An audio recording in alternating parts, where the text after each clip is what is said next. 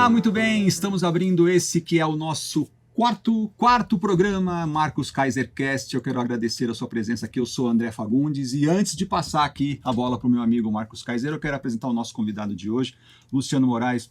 Seja muito bem-vindo, muito obrigado por ter aceito o nosso convite. Nossa, obrigado vocês por terem feito o convite, estou muito feliz de estar aqui. O trabalho do Marcos eu conheço já faz um certo tempo, e quando surgiu o convite eu fiquei muito honrado, muito feliz, e nós já fizemos um podcast antes, né, com as mensagens de WhatsApp que a gente trocando umas ideias assim, muito legais. Espero que seja uma conversa bem proveitosa para o público, né, para as pessoas que estão assistindo a gente. É uma honra, pessoal. Convido vocês a acompanhar esse podcast inteiro, porque o Luciano é pós-doutorado em violão pela USP, e, poxa, eu acho muito legal a gente poder trazer uma conversa que não é só uma conversa empírica, talvez, assim, porque quando a gente está falando entre músicos, entre colegas, a arte, eu acho que sempre tem essa coisa do gosto, de como você se sente, quais as sensações, e eu acho legal, tá falando, André, conversar com o Luciano talvez vai trazer um olhar mais racional, acadêmico, que é o cara que parou para pensar sobre os assuntos que a gente vai falar, né? Por exemplo, a definição de música erudita, coisas que são às vezes debates, assim, para quem está estudando, e violão, o que é mais legal? Violão popular, violão erudito, violão flamenco, sabe? Por que o erudito, qual é a importância disso, né? Então a gente vai... Pessoal, vai ser muito legal esse bate-papo. A gente bolou umas coisas legais aqui. E eu também, assim, eu tô aqui pronto para aprender, porque eu sempre tive essa curiosidade de ver essa visão acadêmica, né, da coisa. Então, assim, eu também tô aqui para aprender também. Beleza. Tem gente que fala assim, quando começa a falar de coisa acadêmica, fala, não, o cara é metido, não tem nada disso. Que isso? Vocês vão ver que, ó... É o cara que parou para estudar a fundo a história, sabe, assim, como é que a arte se relaciona com a gente, em vez de apenas tocar. Vou usar esse termo, acho que é isso, né? Ao invés de ele ser apenas artista, ele está refletindo sobre o que é ser artista. Boa. E como que... Boa definição. Falaram tudo. Falei bonito? Sim, boa definição. Muitas vezes a gente pensa essas questões sem muito método, né? Então, e quando a gente encontra um acadêmico, a gente fala assim, esse cara é arrogante, esse cara complica tudo, esse cara... E muitas vezes é justamente no pensamento estruturado, metodológico, ou que a gente, como você disse, no pensamento acadêmico, né, dentro da universidade, que estão sendo feitas as reflexões a respeito dessas questões que estão na cabeça de todo mundo, né? O problema é que as pessoas não sabem, às vezes não sabem que elas estão pensando, elas têm aquelas dúvidas que já foram resolvidas pela academia, ou que estão em discussões dentro da academia. Se puder fazer uma ponte, né, uma conversa, vamos dizer assim, para fazer uma propaganda aqui já do meu canal, né? Se a gente puder fazer uma conversa, né, entre essas questões que as pessoas têm e o que está sendo feito na universidade, puxa, seria super enriquecedor. E é meio que isso que a gente está tentando fazer aqui essa tarde. Concordo plenamente contigo, e trazendo até agora um pouco também da minha visão de novo, né, da engenharia. Desculpa, Marcão, mas de novo eu vou ter que falar. Porque essa visão sua, né, de fazer a proximidade entre os problemas práticos que determinada pessoa está vivendo, a academia já pensou, já tratou, já tem até a solução para isso. E quando a gente consegue fazer a aproximação entre o pessoal que está aqui, a vida real, com a academia, a gente ganha muito. Na engenharia também a gente tem isso. Para você pegar, hoje, a gente tem gente que pensa muito isso. Como que eu aproximo a academia da indústria? Como que eu trago a indústria para dentro da academia? Porque o ganho é exponencial, entendeu? E acho que essa junção aí que você falou, ela acontece em todas as áreas. Esse era o ponto que eu queria trazer aqui. Maravilhoso. Já estou animado. Então, antes de fazer a primeira pergunta, fazer aqui um convite a vocês. Primeiro, quem quiser estudar violão com o Luciano, vou deixar aí na descrição os contatos dele. E fazer um convite também a conhecer meu curso de violão, Kaiser Play. O link está aí na descrição. É um curso onde eu ensino tudo que eu sei de violão, teoria completa, o repertório que vocês sabem que é eclético que eu toco, tem popular, tem erudito, tem um pouco desse fingerstyle, né? Então, uma formação bem bacana. E conhecer também a minha loja, onde eu testo todos os instrumentos, tem cordas, etc. Então, fica aí o convite para vocês. Luciano, primeira pergunta, então, bombástica aí. Opa! Vou começar com polêmica. Brincadeira. Qual que é a definição que a gente pode dar, então? Acho que é um bom ponto de partida. De música erudita, e concluindo também com o que é o violão erudito. Tá. Você sabe que eu tenho muito respeito pela ideia de tradição. Não porque eu seja uma pessoa conservadora, assim, do ponto de vista da evolução, da arte. Isso tudo está em discussão, né? Mas eu tenho um respeito muito grande pelos meus professores, né? Uhum. E a minha professora de violão, a Maria das Graças Lima, que foi a pessoa que me deu tudo que eu tenho, né, como músico, ela foi a minha professora durante 6 anos antes de eu entrar na graduação na USP, né? Até hoje eu tenho umas coisas que ela falava durante as aulas assim, que me marcaram muito e me orientam assim, até hoje. Ela falava uma coisa em relação a essa diferença entre música popular e música erudita que era interessante. Ela dizia, música é música, ponto. Né? A palavra erudito a gente normalmente usa associada a pessoas e não a obras das pessoas. Né? Esta pessoa é um erudito significa que ela conhece muita coisa a respeito de um determinado assunto, a respeito de um determinado tema, né? Ser um músico erudito deveria significar, seguindo essa linha, alguém que, assim, antecipando já algumas perguntas que a gente já colocou aqui na pauta, né? Alguém que sabe todo o cabedal do conhecimento da música popular e da música dita clássica. Né? Isso seria um músico erudito, quer dizer, alguém que conhece um instrumento, que sabe improvisar, que entende de campo harmônico, que compõe minimamente, né, dentro de... Não precisa ser um compositor assim genial, né, mas tem que ser uma pessoa que sabe, conhece o processo da composição musical, sabe fazer arranjos, né? Isso seria a definição, assim, talvez, de um músico erudito. Mas, infelizmente, no desenvolvimento, né, do sistema capitalista, do jeito que ele foi, né, se colocando, né, como uma regra geral, né, como um padrão mundial de produção, né, essa lógica do capitalismo ela tomou um pouco conta das artes também. Ali pelo final do século XIX, começo do século XX, começou a surgir uma coisa chamada público-alvo, né? Então, se você nasce na favela, você tem que gostar de funk. Se você é um morador do Morumbi, você tem que gostar de música erudita, né? Dependendo da sua renda, da sua faixa etária, né? A música é uma coisa que está muito relacionada com a faixa etária, né? Anos 60, os Beatles eram ouvidos pela garotada, 18, 19 anos. Hoje os Beatles são ouvidos pela mesma garotada, que hoje tem 60, 70 anos de idade. Então, às vezes, eu tinha muito essa... Como o processo de produção musical é uma coisa muito complexa e muito onerosa, né? O pessoal que está atrás da câmera de um documentário, às vezes não tem noção do quanto custa você gravar um artista, né? Quantas pessoas estão envolvidas, por exemplo, na produção de um podcast, né? Quanto custa um microfone desses, né? A aparelhagem de reprodução da obra de arte, né, é uma coisa muito cara. Então, o risco tem que ser minimizado. Para minimizar o risco, você tem que ter essa noção de público-alvo, que dependendo das características presumidas desse público, ele vai ter uma conexão com determinados tipos de arte. Eu acho que a ideia da música popular, não sei se eu vou levar muita pedrada por dizer isso, né, mas eu acho que ela tem muito mais a ver com essa necessidade da indústria cultural do que propriamente ser uma diferença substancial. Sabe? Esse direcionamento teleguiado, vamos dizer assim, essa coisa assim. Acho que sim, uma ideia de que você precisa ter um risco zero, né? Você não pode tomar prejuízo numa produção que custa, né? Não é uma coisa muito da ordem do dia, porque hoje talvez as mídias estejam muito líquidas, né? Assim, muita gente, assim, não é muito difícil você ter um canal, né? Quer dizer, não é muito difícil, né? Assim, parece que eu estou desvalorizando o seu trabalho e o meu, né? Porque a gente tá... Mas se você for pensar em como que as mídias tradicionais se estabeleceram, né, aquilo eram estruturas pesadíssimas. Né? Não era fácil você entrar, ser artista exclusivo de uma Deutsche Grammophon, por exemplo, ou ser o artista do Polygram. Sim, existia toda uma, entre aspas, uma máfia, todo para você ser o artista da gravadora, etc. Tá? Você tinha que ter muitas coisas tinham que ser feitas até você chegar nesse ponto, e muitos artistas ficavam pelo caminho que não eram necessariamente inferiores aos mais famosos, né? A gente vai falar disso quando chegar na questão sobre o Segovia, né? Mas assim, essa questão da música popular e da música erudita, eu nunca consegui me satisfazer assim, com as respostas que eu obtinha. Às vezes eu via um músico que era assim, considerado um músico popular, que era um cara que entendia muito mais do que Beethoven estava fazendo do ponto de vista da harmonia, do que um pianista que estudava horas e horas e horas, mas não sabia o campo harmônico, sabe, qual era a inovação que o Beethoven estava tentando trabalhar numa determinada sonata. Né? Isso significa o quê? Significa que tem elementos da formação da música erudita e elementos da formação da música popular que deveriam fazer parte da mesma formação. E isso nos levaria à ideia de que um músico erudito teria que entender, né, de tudo que um músico popular entende, um músico erudito entende. Quer dizer, tem uma divisão de trabalho que é artificial. Né? É muito artificial. A gente não tem... Você não pode ser um músico completo, né? Você não pode ser um bom músico sem que você tenha elementos da música erudita e da música popular.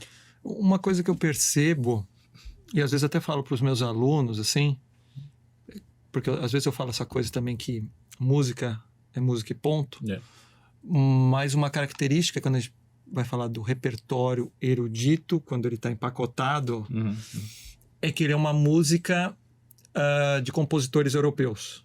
Né? Acaba rolando muito disso, porque historicamente talvez eles foram que desbravaram a concepção de uma metodologia de ensino e coisas assim. Então, se você vai estudar violão clássico, você vai passar por aqueles compositores europeus que quando eles fazem inspirados nas tradições deles, etc. Então, você não vai ter, sei lá, vai ser difícil você ter um repertório de choro em peças de violão, porque você não teve um compositor naquele período que estava inspirado na música brasileira.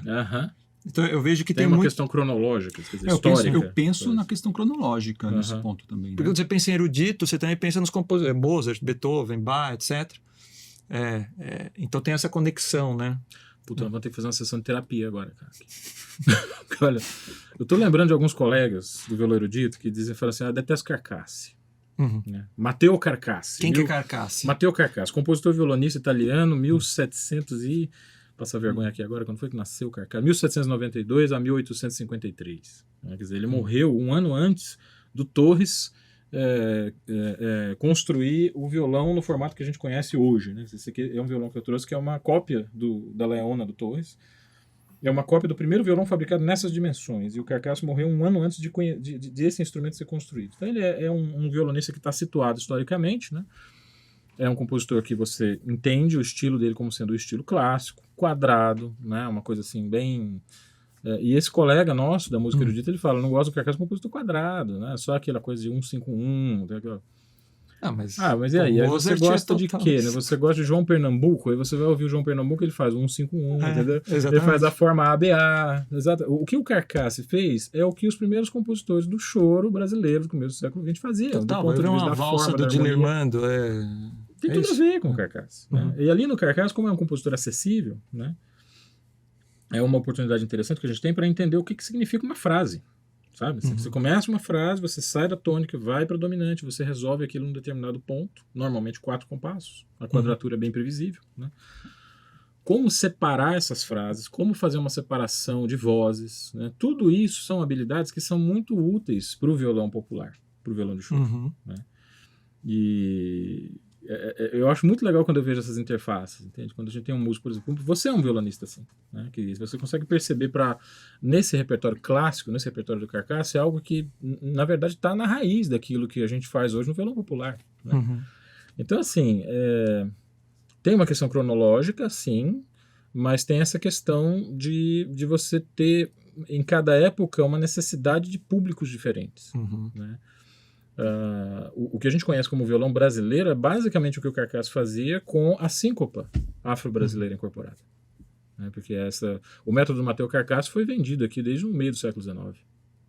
Assim que a gente tinha a prensa imperial, né? Um dos métodos que foram trazidos para cá com os primeiros imigrantes italianos, né? Foi esse método do Carcassi. Tanto que ele é o método mais assim, adulterado que existe. Né? A gente não tem uma versão original do método Carcassi, porque os caras fizeram uma retaliação assim, do negócio. Acrescentaram coisa, tiraram coisa. Várias releituras. Várias reedições, apócrifas. A gente não sabe mais o que o Carcassi, qual era o tratado original do Carcassi. Mas esse método, junto com o método Paraguaçu, que eu queria falar a respeito daquele vídeo seu que você fez, né, foi a base do que a gente entende hoje como a formação do violonista, né, do violonista brasileiro, que desembocou depois no Dilermando Reis. Teve no Dilermando Reis um grande ápice, né? E desagou nos compositores contemporâneos da música brasileira. Então, assim, conhecer esse passado histórico do violão é conhecer a nossa própria história, antes de mais nada. É conhecer os pilares da nossa própria formação, como músicos brasileiros. Né? E sendo que a música, principalmente a popular, ela tem uma ligação forte com o violão, né? Porque o violão e guitarra... Quer dizer, então isso é extremamente relevante. Quase tudo que a gente ouve... Tem o violão ali. Tem o violão. Porque eu acho que o violão é altamente democrático também. Né? Ele é um instrumento democrático. Ele aceita vários estilos diferentes. Sim. Se a gente for pensar na riqueza da música brasileira, né? Mas aí você vai para os Estados Unidos, a riqueza da música americana também, o violão está lá respondendo a vários estilos Não existe diferentes. um blues ou o que quer que seja ali, sem o violão. Você não consegue imaginar também uma boa parte da música brasileira sem o violão. É por isso que para mim O ele é bem flamenco, democrático. obviamente, não existe, Flamenco não sem, existe violão. sem violão. Não, Ele talvez seja o estilo... Mas a música irlandesa também tem instrumentos de cordas dedilhadas. Tem uma tradição grande da música da Europa Central. Tem uma foto do Schoenberg tocando com um conjunto que tem instrumentos de cordas dedilhadas. Quer dizer, o violão... Bom, acho que a gente é meio suspeito para falar, né? Assim, a gente ama esse negócio. E talvez... Essa é uma outra questão interessante para falar, da questão do violão erudito, né? O violão erudito foi quando o violão resolveu, né, ou alguns violonistas resolveram tocar para aquele público que ouvia basicamente orquestra sinfônica e piano. Também essa é uma forma interessante de abordar essa questão. Uma boa forma de enxergar, não sei. Entendeu? André Segovia, né? O objetivo de vida dele era ser ouvido pelas mesmas pessoas que ouviam Rubinstein, que ouviam o Pablo Casals, que ouviam Jascha Heifetz, né? Então essa ideia, ele teve que elaborar toda uma persona poética assim para que se tornasse um artista palatável para esse aquele público. Entendeu? Isso tem consequências essenciais naquilo que ele fazia, tem, mas a gente não pode a gente não pode também fazer uma separação assim entre a substância artística e as condições materiais dentro das quais essa substância artística se materializou, né? As condições materiais de venda, o público que ele pretendia alcançar, isso quebra um pouco a poética do negócio, né? Mas eu acho que é importante para a gente tentar perceber que algumas questões são secundárias. Mas isso está envolvido, né? As ferramentas que você tem naquele momento, ou contexto, guiam a forma como você vai produzir a arte. Sim, é lógico. Se você não tem corda de nylon, né? Exato. Já mudaria muita coisa. Já muda muita coisa. Com certeza. Músico, você falou dessa questão ainda nessa linha, né, erudito popular, assim, o músico popular, ele deve estudar música erudita, né? Eu não tenho lugar de fala para falar sobre isso, mas eu posso falar do ponto de vista de músico a gente fala junto. Erudito. Então vamos falar junto. Então vai. Você me complementa. Eu acho que o músico erudito tem que estudar música popular. Isso. E eu acho que o músico popular tem que estudar música erudita. Então tá respondida a pergunta. Por que disso? Né? Por que disso? A gente falou muito, inclusive, nos podcasts apócrifos que a gente fez antes de vir aqui no podcast. A gente comentou muito sobre isso. Vamos tentar abordar essa questão de um ponto de vista meio polêmico, assim, mas que dá muito pano para manga. A fidelidade à partitura. Né? Fidelidade à partitura. A gente escuta numa... Inclusive eu fiz um vídeo sobre isso no meu canal, né? Tem uma peça do Tárrega, né? Todo mundo conhece muito bem isso, Lágrima. Tem um trechinho aqui...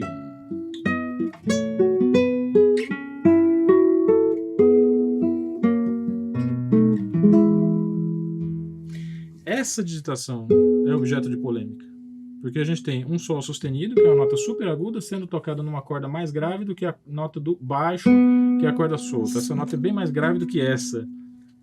Entendi. O certo seria pegar a nota mais aguda e colocar numa corda mais aguda, certo? E deixar o si para a corda solta. Muita gente faz isso mesmo. Faz esse dedilhado aqui. Ou... Se eu não me engano, quando eu gravei, acho que eu toquei assim. Você fez assim? Mas você tinha que ter me ligado. Porque a gente tinha aquela conversa que nós tivemos pelo Sim, né? claro. O que o Tárrega escreveu? Ele escreveu isso. Aí vai lá o estudante, né? O aluno vai, ele toca. Se você tocar normalmente, a gente vai ouvir isso aqui. Sim. Mas a melodia é isso. O cara tem que puxar certinho ali. Você tem que achar um jeito de fazer um indicador. Sim. Né? O indicador acertar essa nota de um jeito que a segunda corda... O que você vai ouvir a partir disso? Você vai ouvir um som irreal, um som diferente, um som que não é aquele som ordinário do ponto de vista, né? Aquele que a gente ouve normalmente, né? O Tárrega escreveu esse dedilhado exatamente porque ele sabia que qualquer violonista que pegasse esse trecho para tocar faria o dedilhado mais tradicional, mas ele queria outra coisa. A intenção dele era outra. Se vocês forem olhar naquela plataforma, tá ficando famosa agora, Tone Base. Eu já vi, mas nem sei o que é. É uns figurão aí que fazem umas aulas fantásticas, né? Tem um violonista chamado Wolfing Liske, não sei se assim pronuncia, um violonista alemão, que hoje é o violonista que está utilizando a Leona do Torres, né? Que é o violão, esse violão que eu comentei no podcast, né? Assim, o primeiro violão nas dimensões atuais que a gente conhece. E uma das aulas que ele está dando nesse Tone Base é justamente assim, o som do Tárrega, né? essas frescurinhas de dedilhado, essas coisas, elas têm sentido dentro do universo sonoro do Tárrega, que é um determinado tipo de violão, com um determinado tipo de corda, com um determinado tipo de técnica, com uma determinada moldura estética. Todos esses elementos em conjunto convergem, às vezes, em uma orientação de dedilhado que você precisa entender de um ponto de vista histórico e estético. Então você vê, o cara deu um curso para falar da intenção que está por trás de um dedilhado, de um simples dedilhado. Isso é uma coisa que, assim, não é uma coisa trivial. Aí, por que eu estava dizendo isso? Né? Que essa questão que a gente pensa, a fidelidade à partitura. Ah, sim. Qual é o sentido de você ser fiel a um dedilhado? Porque é claro que a gente pode usar o dedilhado do Tárrega e, do ponto de vista estético, está completamente diferente, está completamente afastado dessa ideia que ele teve inicialmente. Não é o dedilhado. É uma determinada concepção estética, é uma concepção sonora. Né? Para o músico popular, pelo menos essa é a impressão que eu tenho, né? Existe uma dinamização de energia individual. Né? Então você precisa sempre tocar uma coisa de um jeito novo, ou de um jeito que tenha mais a ver com a sua própria formação. O músico erudito é o cara que vai estar sempre tentando se esquivar disso e se justificando com a partitura. Com a partitura. Né? A gente percebe nesse pequeno exemplo que os dois estão errados. Né? Os dois estão errados. Tanto você justificar o que você está fazendo só com base na partitura, com base no que está escrito, não é suficiente para você entender a ideia estética sonora de um compositor. Né? E, ao mesmo tempo, você descartar rápido demais a ideia da partitura e procurar uma coisa justificando aquilo por ser uma coisa sua, né, também é um caminho muito fácil. Também é um caminho muito de você... tem um escritor curitibano chamado Roberto Lessa, né, que ele fala isso, de você usar as ideias que estão nas árvores. Né, você simplesmente colhe. Né, você não cultiva.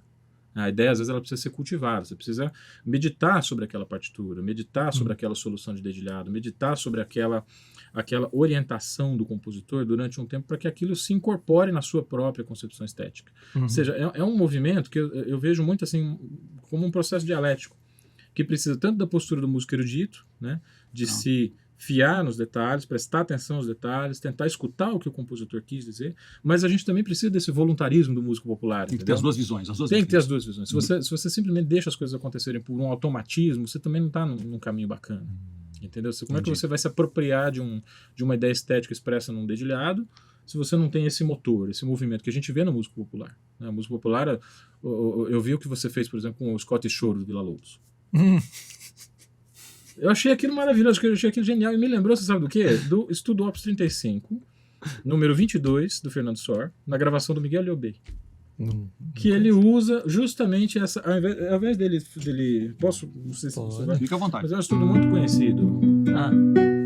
Sim. A partitura tá assim, tá escrito cochê. O Liobey, eu não vou saber fazer exatamente o que ele fez, né, mas é algo nessa linha. Legal. E eu vou deixar o pessoal curioso para ouvir o vídeo do Kaiser, Scott Choro de Villa-Lobos. Eu tenho que regravar um pouco melhor. Claro que pode, porque você tá jogando assim. No caso do Liobey, ele estava jogando com uma tradição de execução da música barroca francesa, que é o inégalité. Que é essa questão rítmica. A nota que tem importância, você toca ela um pouco mais longa. Né? Se a nota da melodia está aqui, você não vai imediatamente depois você tocar a cochê. Você vai esperar um pouco.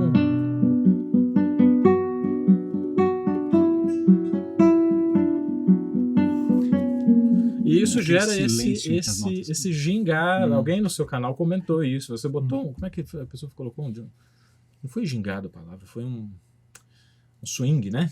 Você colocou um swing. Assim, você colocou um swingado lá na partitura. Essa não é uma prática alheia à música erudita. Isso está descrito nos tratados de música francesa, nos tratados do século XVIII, em inégalité. Quer dizer, compreender a partitura para além daquilo que está escrito. É um trabalho de voluntarismo que o músico erudito também tem que ter. Entende? Não é sempre que a gente precisa seguir fielmente a partitura. Às vezes, seguir fielmente a partitura leva a gente para mais longe da ideia do compositor. Eu sei que esse assunto pode ser polêmico. Para mim, né? Para mim ele não é assim, tipo. Por isso que eu tô aqui. Eu não, assim, para mim ele não é no sentido que assim, eu não. Isso não me incomoda. Sim, a mim também não. Mas, por isso que eu tô aqui. Para algumas pessoas isso pode ser muito precioso, e etc. E óbvio, uma coisa que eu já falei para alguns alunos é o seguinte: quando você toca diferente do original, você está se arriscando, assim, você arque com as consequências de ser infeliz e às vezes você tem uma pequena chance de ser feliz, porque quando você faz diferente, uma interpretação diferente, ou altera, reharmoniza, etc., você pode estar sendo infeliz, né, na sua escolha.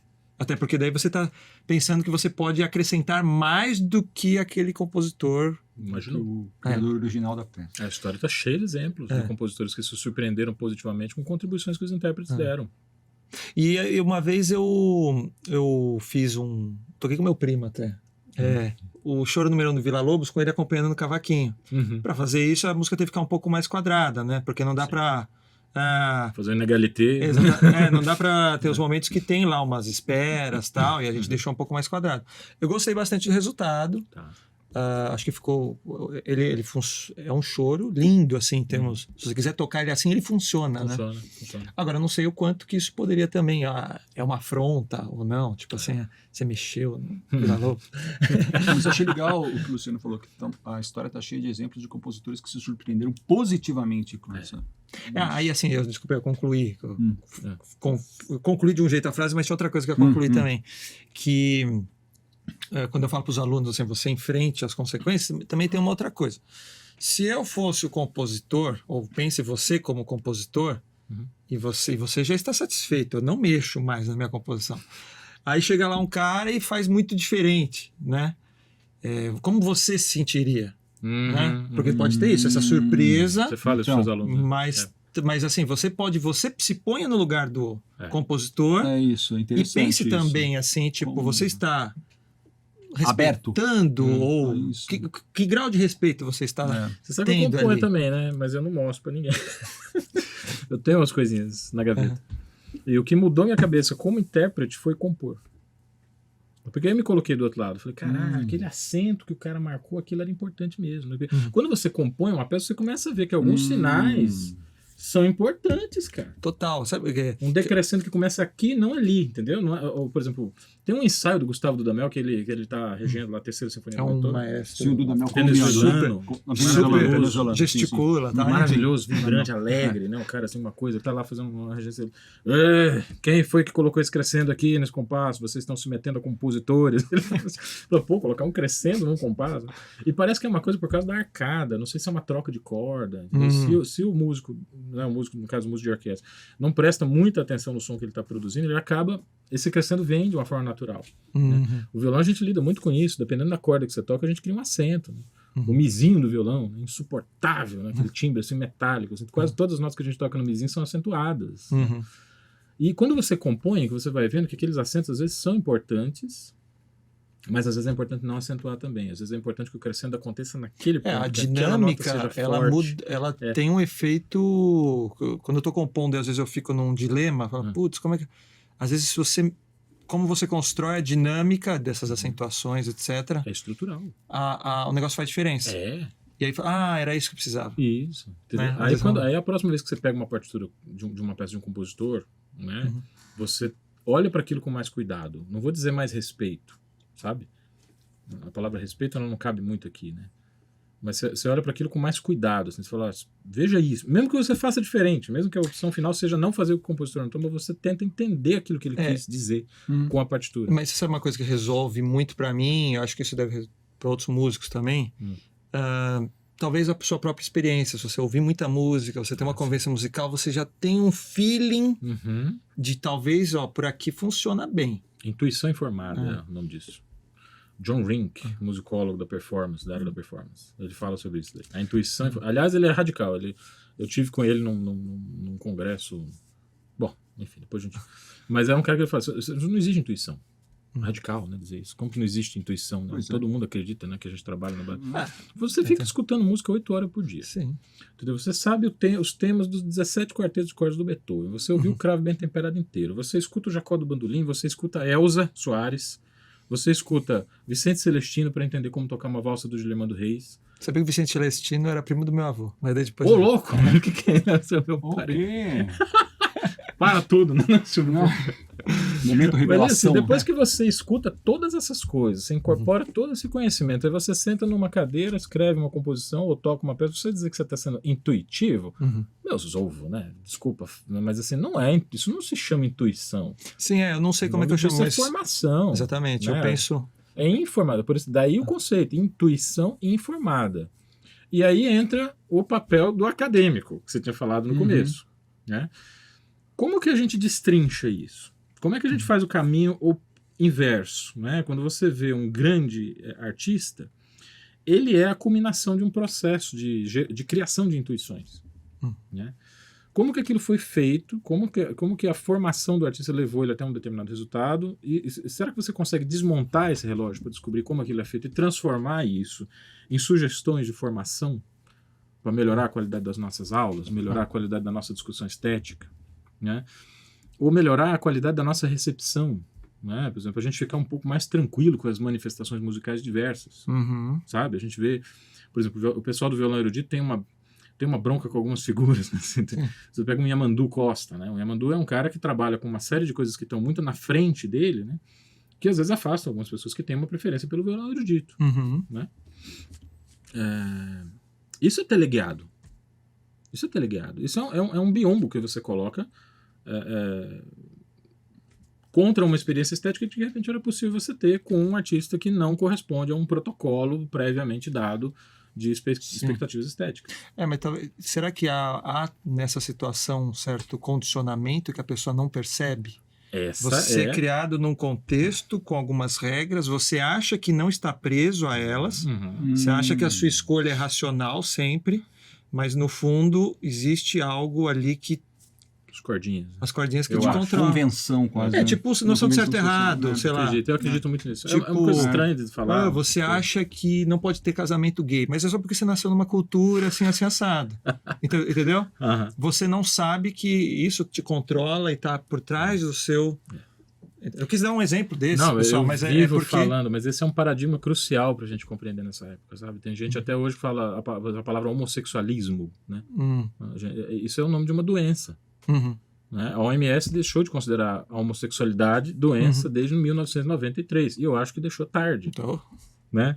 De 1990, quer dizer, a gente entrou na década de 90 ainda considerando isso um problema.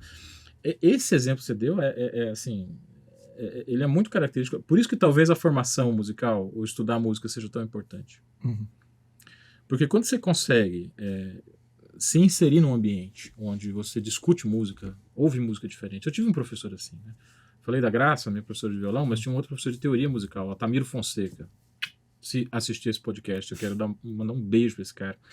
Porque foi ele que cuidou assim, da minha formação em canto coral e em teoria da música. E uma prática que ele fazia comigo muitas vezes em sala de aula era ouvir música de outros estilos diferentes daqueles que eu estava estudando. Ele me apresentou um monte de música popular que eu não tinha a menor ideia e que por uma formação erudita ainda manca, porque eu ainda não tinha sido aluno da Graça, a minha formação em violão erudita ainda era meio, né, preconceituosa, era aquela formação de grife, sabe? Como se música erudita e popular não fosse uma questão de estilo ou de estrutura, fosse uma questão de selo do Inmetro, sabe? Se música erudita tem um selo. Eu sou erudito, você não tem qualidade. Selo de qualidade, ISO 9000, né? Então, esse meu professor, ele tinha esse cuidado. Ele falou, ok, você é um músico erudito, você é um violonista erudito, eu não teria me interessado pelo violão se a minha primeira experiência fosse, por exemplo, Baden-Powell. Eu tenho que confessar isso. Tá? Sem desmerecer o Baden-Powell. O problema é meu, não é do Baden-Powell. O problema é meu. Eu me apaixonei pelo violão quando eu ouvi uma gravação do Julian Bream. Foi aquilo que me pegou. Né? Agora, o que vai acontecer a partir disso? O Baden-Powell, né? Essa não é mais capital. Então, aí é uma coisa que eu faria contra o próprio Julian Bream. Entendeu? Que é transformar ele nesse selo de qualidade. Aí você perdeu completamente o que significa arte. Você perdeu totalmente o sentido. Seja Assad fala uma coisa parecida com essa. Eu vi. Você viu? Eu vi um vídeo seu falando isso e depois eu fui atrás para ver ele falando. Então, que ele não entendeu direito o Baden, assim, que ele não gostou e depois ele foi entender. Sacar algumas coisas. Ele foi entender. E aí um tema oculto aqui do podcast, né? Arte, gosto e entendimento. A gente entende a arte como sendo uma coisa de gosto. Mas o aspecto do conhecimento é uma dimensão que interage com o gosto e que pode levar a gente a outros caminhos. Né? A pessoa que tem uma formação artística, ela está acostumada a fazer esse trabalho constante de reconstrução, né? De desconstrução de conceitos, reconstrução de conceitos, uma coisa que, por exemplo, eu descobri uma banda agora que me deixou assim super interessado, assim, Big Red Machine. Eu não conheço ninguém que conheça esse negócio. Sempre que eu falo dessa banda, o povo não conhece esse negócio. Eu fico tentando furar minha própria bolha e isso é muito angustiante. Eu entendo porque que as pessoas ficam presas nas próprias bolhas, sabe? Que é muito angustiante. Pelo critério de afinação, pelo tratamento da forma, da estrutura, a utilização dos instrumentos eletrônicos. Se eu não tivesse a formação musical que eu tenho, será que eu conseguiria romper os meus próprios preconceitos? Não sei. Entendi. Você está entendendo? Quer dizer, Você está usando a sua racionalidade para romper um pré-condicionamento. Isso, exatamente. Um pré-condicionamento. Pré-conceito. É a própria definição. O pré-conceito, aquele conceito prévio de que você pode se aproximar de certos objetos estéticos, você pode curtir determinadas coisas e que a sexualidade da pessoa não importa para você interagir com ela, para você compreender o que. Então, assim, porque é ilógico você achar que importa. Né? Exatamente. A gente é condicionado a entender determinados Ou você padrões. ficar tentando, com teorias malucas, justificar isso. Fanatismo religioso, Exatamente. né? Ou uma formação que de repente te colocou muito enraizado em uma determinada forma de ver o mundo, né? Me incomoda ver certas coisas. Por quê? Te incomoda ver certas coisas? É tão difícil para você manter a sua heterossexualidade, né? Quer dizer, só de você ver um casal gay se beijando, aquilo já perturba a sua própria orientação sexual, então talvez você tá no lugar errado, né? Sim. Então, assim, todos esses choques, que a gente está falando de choques culturais, choques de civilização, eles acontecem na estética também. Passa uma imagem para mim de quase insegurança, né? Como se você não tem a segurança suficiente para aquilo que é diferente daquilo que você tem, aquilo te abala. Não pode te abalar. Se você está seguro daquilo que você tem, está convicto, se você está seguro de quem você é, você tem que conceder ao outro o direito de estar seguro como ele é também. E eu entendo isso, que isso se aplica para todos os campos, né? Sim. Se você tem convicção daquilo que você acredita, quer e é. Para você, né? Você dá ao outro o direito de ter a convicção dele para o outro também. E aí vem essa questão, o trabalho com a arte, no sentido do conhecimento, se você concebe a arte como um objeto que também tem a ver com a construção de conhecimento, você está acostumado a fazer essa desconstrução. Você sair do lugar que te agrada, né, ouvir uma coisa que às vezes não está correspondendo ao seu gosto, mas você se move na direção daquilo, às vezes 5, 6 anos depois você vai entender uma determinada produção cultural, né, que não te agradava. Você está muito acostumado a fazer esse processo de desconstrução. Sabe um compositor que eu detestava na graduação? Francisco Tárrega. Estou confessando aqui. Você não gostava do... Não, achava uma besta de compositor. Achava coisinha chata. Acabou se tornando uma das minhas figuras favoritas do violão. Por causa do que, depois que eu entendi assim, com quem ele estava dialogando, qual era a tradição a qual ele estava respondendo, quando você consegue entender o que o Tárrega fez, é muito difícil. E depois eu fui conversando com alguns colegas meus da música erudita e fui vendo que eu não sou o único caso. Muita gente passou a gostar do Tárrega só depois dos 25, 30 anos de idade. Né? Tem um tempo de maturidade. Carcasse, não suportava Carcasse. Hoje é um dos meus compositores favoritos para violão. Entendeu? A palavra que me veio na cabeça enquanto você falava foi essa, a maturidade. Né? À medida que você desenvolve, né, você vai... Pode ser um pouco pedante isso, né? Você virar para um rapaz de 18 anos assim e falar assim, você precisa crescer para entender. Você não é maduro o suficiente. Sabe? Né? Eu entendo o ranço, né, que a juventude pode ter. Aquele clássico assim, você não está preparado para essa conversa. Mas a minha atitude em relação aos meus alunos é assim, ok, você não gosta de Tárrega, tudo bem. Ok. Espera aí. Depois de 5, 6 anos, mesmo que eu não tenha contato com aquela pessoa, eu procuro voltar a falar com ela. Mudaram de ideia. Se ela continuar ouvindo música e estudando, não tem como, né? Tem certas coisas que... Tudo bem que às vezes a gente fala que certas coisas têm um gosto, mas assim, quem ouve música não tem como uma hora não gostar de certos pilares aí, né? Então, tem como o cara... eu gosto de música orquestral. Não, mas não gosto de Beethoven. Tipo, eu nunca ouvi isso. Tipo, não tem uma obra do Beethoven que você gosta, sendo que você gosta de música orquestral. Como é que é isso? Eu nunca ouvi esse como é que você gosta de música, você não gosta de Stravinsky. Como é que você não gosta? Ou o cara que gosta de heavy metal e não gosta de Stravinsky. A Sagração da Primavera tem muita coisa a ver com heavy metal. Mas é porque às vezes o cara não ouviu. Não escutou. Ele não teve nem sabe que existe essa origem.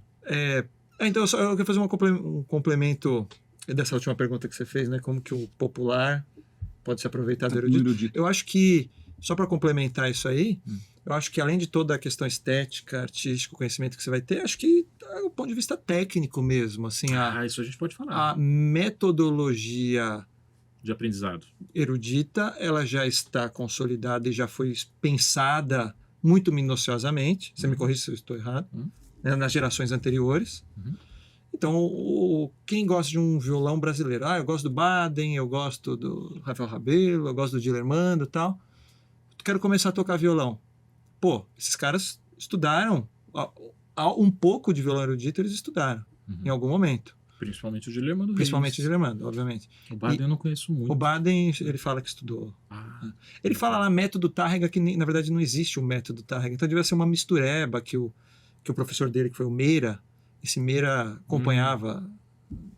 Tem várias grafas do Meira com Dino, sete cordas. Então, o Meira também foi professor do Rafael Rabelo, né? O Tárrega foi um selo do Inmetro durante muito tempo. Muita gente publicava métodos de violão clássico com o nome Tárrega. Então, Carimbava. e depois... Carimbo. Sendo que ele não tem um método. Não tem. Então, mas o próprio Baden falou alguma coisa assim. Ele falou, escola Tárrega. Seria um método erudito que ele fez.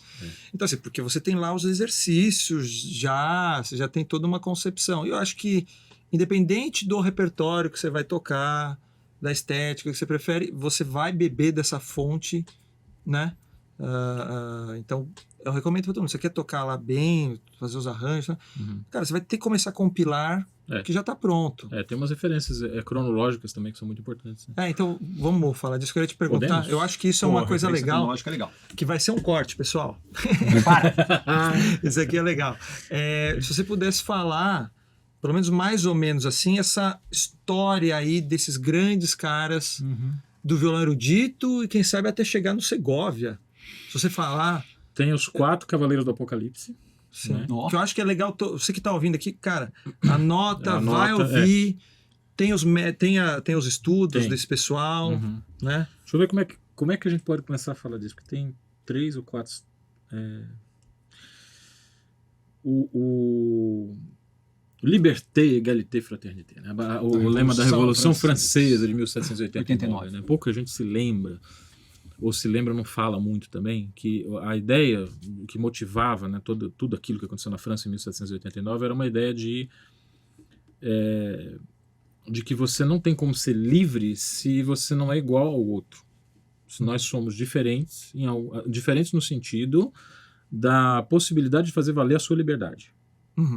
Antes de haver a liberdade de todos, tem que haver a igualdade. Todo mundo tem que ter acesso de maneira igual, né, à possibilidade da liberdade. Isso está em jogo, assim, eu sei que nós fomos avisados aqui para não deixar o podcast ser muito datado, né, assim, mas eu acho que essa é uma questão... A gente poderia ter essa discussão em 2022, mas poderíamos ter essa discussão também em 1918, né? A liberdade de você não vacinar o seu filho deveria ser também a liberdade de eu vacinar o meu filho, se eu quiser. Então, se a vacina não está disponível, então não existe liberdade. Né? Isso foi uma percepção dos filósofos iluministas que teve que impactar a própria teoria do Estado. Né? O que assegura, em tese, essa igualdade entre os indivíduos é um Estado, que aí a gente pode discutir qual é o tamanho desse Estado, né? Até que ponto que ele vai, que ele vem, que ele fica, né? Mas para assegurar algumas liberdades fundamentais essenciais. Algumas dessas liberdades essenciais. O SUS, o Sistema Único de Saúde. Né? A escola pública, gratuita. O Conservatório de Música. Você que estudou na ULM, você sabe a importância de você ter uma escola onde você pode chegar lá e estudar se você quiser. A partir dessa igualdade fundamental, aí você pode exercer efetivamente a sua liberdade. A Revolução Francesa pariu tudo isso. Ela pariu o sistema presidencialista, o sistema democrático de representatividade alternada de poderes.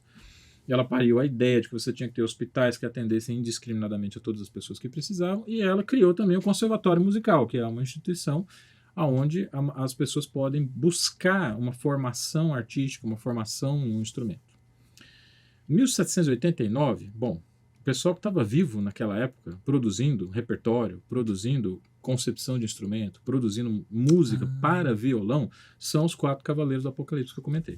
Ferdinando Carulli, Fernando Sor, Mateu Carcassi. E é por isso que eles tiveram uma preocupação de criar-se um método? Exatamente. Por causa de um espírito da época, entendeu? Que você tinha que condensar as suas sapiências em um livro que pudesse ser seguido passo a passo Para por poder também estudantes, disseminar também isso. para disseminar o conhecimento. Tá. É também essa época que as partituras começam a ficar mais complicadas, né? Se você pensar em Bach, por exemplo, é um compositor que parece que nunca escreveu uma dinâmica, né? Assim, Porque é exagerado isso, né? Tá. Ele escrevia algumas indicações musicais, especialmente quando a prática da época não era aquilo que ele queria. Então, se ele anotou na partitura, é porque se tocava de outra maneira. Então tem isso. Porque eu preciso avisar, senão o pessoal não vai fazer do jeito certo. Exatamente. As pessoas têm uma tendência a tocar de uma determinada maneira, uma determinada articulação, mas eu quero de outra, então eu vou anotar. E muita gente hoje pega as partituras de Bach, essas indicações, como sendo um reflexo, um registro da prática de execução daquela época, o que não é verdade. Mas a partir da Revolução Francesa, essas indicações da partitura começam a corresponder ao que o compositor queria, porque não existe mais a tradição de escola de ofício. Potencialmente, o compositor vai atingir públicos que ele não conhece pessoalmente. Entendeu? Então, você começa uma série de consequências históricas surgem a partir daí. A concepção de método, a concepção de metodologia, vamos dizer, como é que eu vou dizer, essa expectativa, né, de você ser contratado por uma instituição pública de ensino também, né? Quer dizer, eu tenho que provar para as pessoas que eu tenho conhecimento em relação àquele determinado assunto, para que um dia, quem sabe, quando surgir uma vaga de violão clássico, corto clássico, porque não existia essa distinção na época, né? Mas uma vaga de violão, como existe a vaga de piano, a vaga de violino, a vaga de instrumentos de orquestra, eu posso ser chamado a fazer parte daquele grupo seleto. Isso teve 80 anos de atraso, né? O violão só começou a figurar nos conservatórios de música nos anos 60 do século XX. Tá. Mas os métodos estavam lá. Mas os caras já estavam fazendo. Os caras já tinham elaborado uma metodologia de esses caras que você vai falar agora. Esses caras que... Fernando Sor, né? Que é um compositor... Vamos falar do Mauro Giuliani primeiro, né? Tá. Mauro Giuliani, um dos maiores virtuosos, assim, que... Pelos sinais que a gente tem, acho que é muito difícil que a gente saiba hoje quem teria sido um músico da virtuosidade do Mauro Giuliani. Né? Foi o cara que ensinou às pessoas que o violão poderia ser um instrumento tão virtuosístico e tão interessante e tão brilhante do ponto de vista do espetáculo, assim, Antes dele não tinha quanto um compositor, quanto um cantor de ópera. Tá. No violão, aquela no violão, grande não. abertura. A grande abertura Op. 61 é um exemplo cabal disso. Tá. A sonata heróica, né, que eu não sei do ponto de vista, assim, se ele estava mirando a sinfonia heróica do Beethoven, não sei, pela estrutura da peça parece que não, mas em todo caso o tema heróico, né, aquelas melodias que tem uma oitava de extensão, sabe, que sai lá do agudo, vem pro grave, procura depois, assim, tá tudo aí no YouTube, né, sonata heróica do Mauro Giuliani. Era um compositor que tinha uma virtuosidade assim muito acima da média, né?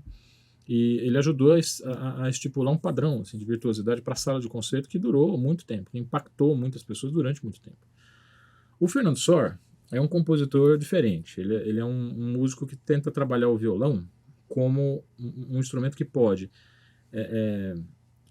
abarcar as técnicas de composição mais aprofundadas dos professores de harmonia. Né? Então ele não vai se preocupar tanto com o que o violão pode fazer na superfície. Né? Como é que um acorde está disponível, por exemplo, no violão. Ele vai procurar torcer esse acorde e submeter o intérprete a um esforço técnico um pouco maior para conseguir um encadeamento de vozes internas mais adequado às regras de harmonia daquele tempo. Né? Ele seria um compositor mais contrapontista, vamos dizer assim. Tá. É um compositor mais informado em relação à teoria musical. Né?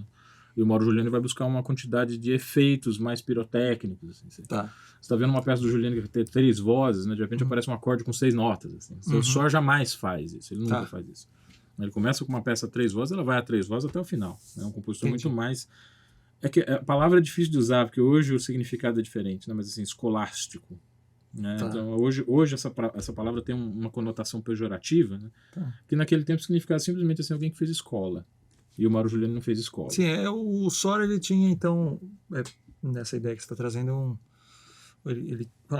o meu método, né, para essa música vai ser esse. Eu não vou deturpá-lo até o fim da obra. Exatamente. Ele tinha uma coerência formal, né, uma coerência da regra do contraponto muito maior do que o Giuliani. Maneiras diferentes de entender o instrumento, perfeitamente bonitas, né? Cada uma à sua maneira. O Ferdinand Carulli é um compositor um pouco mais velho do que eles. Né? Ele nasceu em 1770, ele é 8 anos mais velho do que o Fernando Sor. Ele escreveu, o primeiro método dele foi pensado inicialmente para o violão de 12 cordas. né, que a gente pensa que é uma novidade, né, do rock progressivo dos anos 90, né? Progressivo. Né, mas na verdade o violão de 12 cordas ele é um desenvolvimento da guitarra barroca, que era um instrumento de 5 cordas duplas, como a nossa viola A caipira. viola. Como a nossa viola caipira. A guitarra barroca, ela... Enfim, eu não sei como que a gente poderia falar da mudança estética do período barroco para o classicismo, que transformou o instrumento de cordas duplas em um instrumento de cordas simples. Facilidade de afinação, talvez. Clareza na apresentação do discurso, talvez.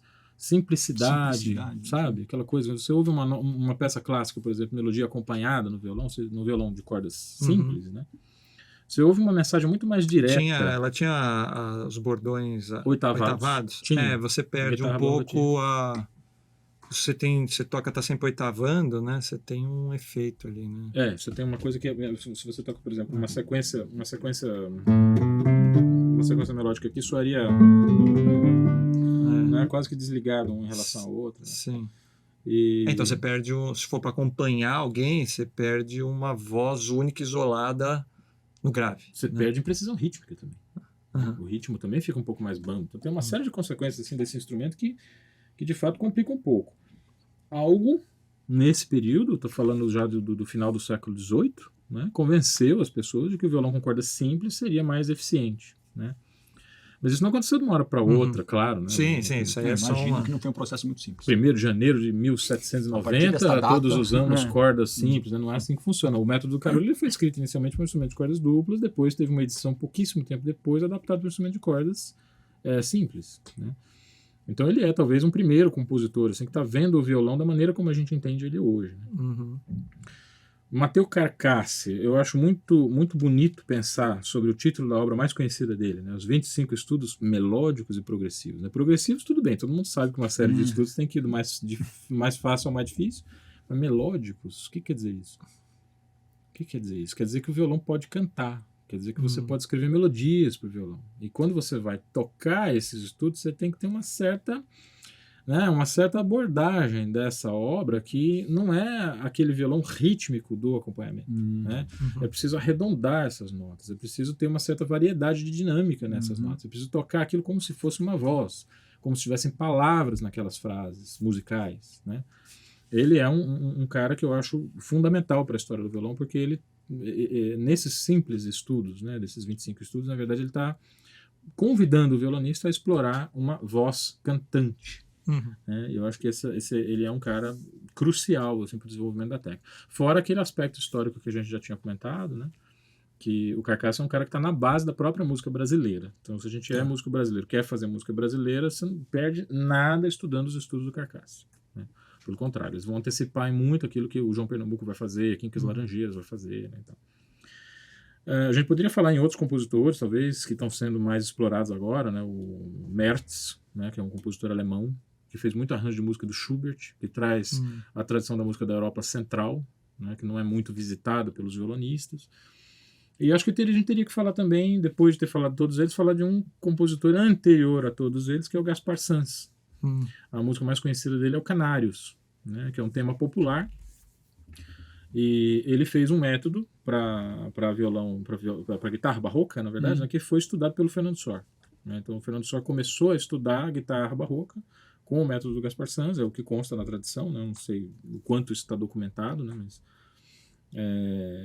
nós temos indícios para acreditar nisso, que ele teve contato com esse método, e essa é a grande raiz do violão espanhol, né? Que depois de alguma história um pouco mais intrincada, que a gente pode entrar depois, né? Mais tarde, a gente chegou no André Segovia. Então, o conhecimento cronológico assim, desses compositores, eu acho que ele é importante para a gente entender o que aconteceu com o violão no século XX. E por que o Segovia é tão importante? O Segovia é tão importante? Linka, por que então? Por que o Segovia tem essa importância toda? Eu não sei, na verdade.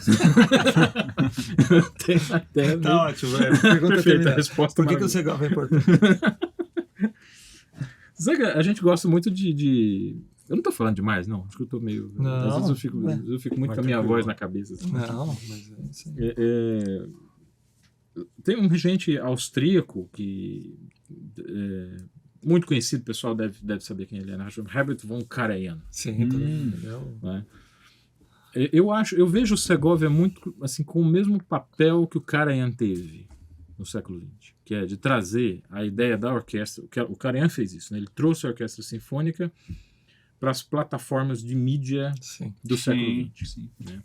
Então, num determinado momento, a orquestra sinfônica era uma coisa de sala de concertos. Né? Você tinha que, para ver, por exemplo, Liszt Reger, para ver Mahler Reger, você tinha que ir lá onde o cara estava trabalhando. Ir lá, né? Uhum.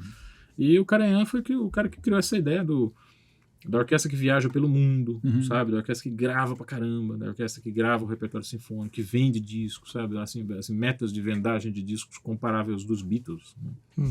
Toda essa indústria, né, que surgiu no século XX, o Karajan conseguiu colocar a música sinfônica dentro desse aparato de produção musical do século XX. O Segovia fez isso pelo violão.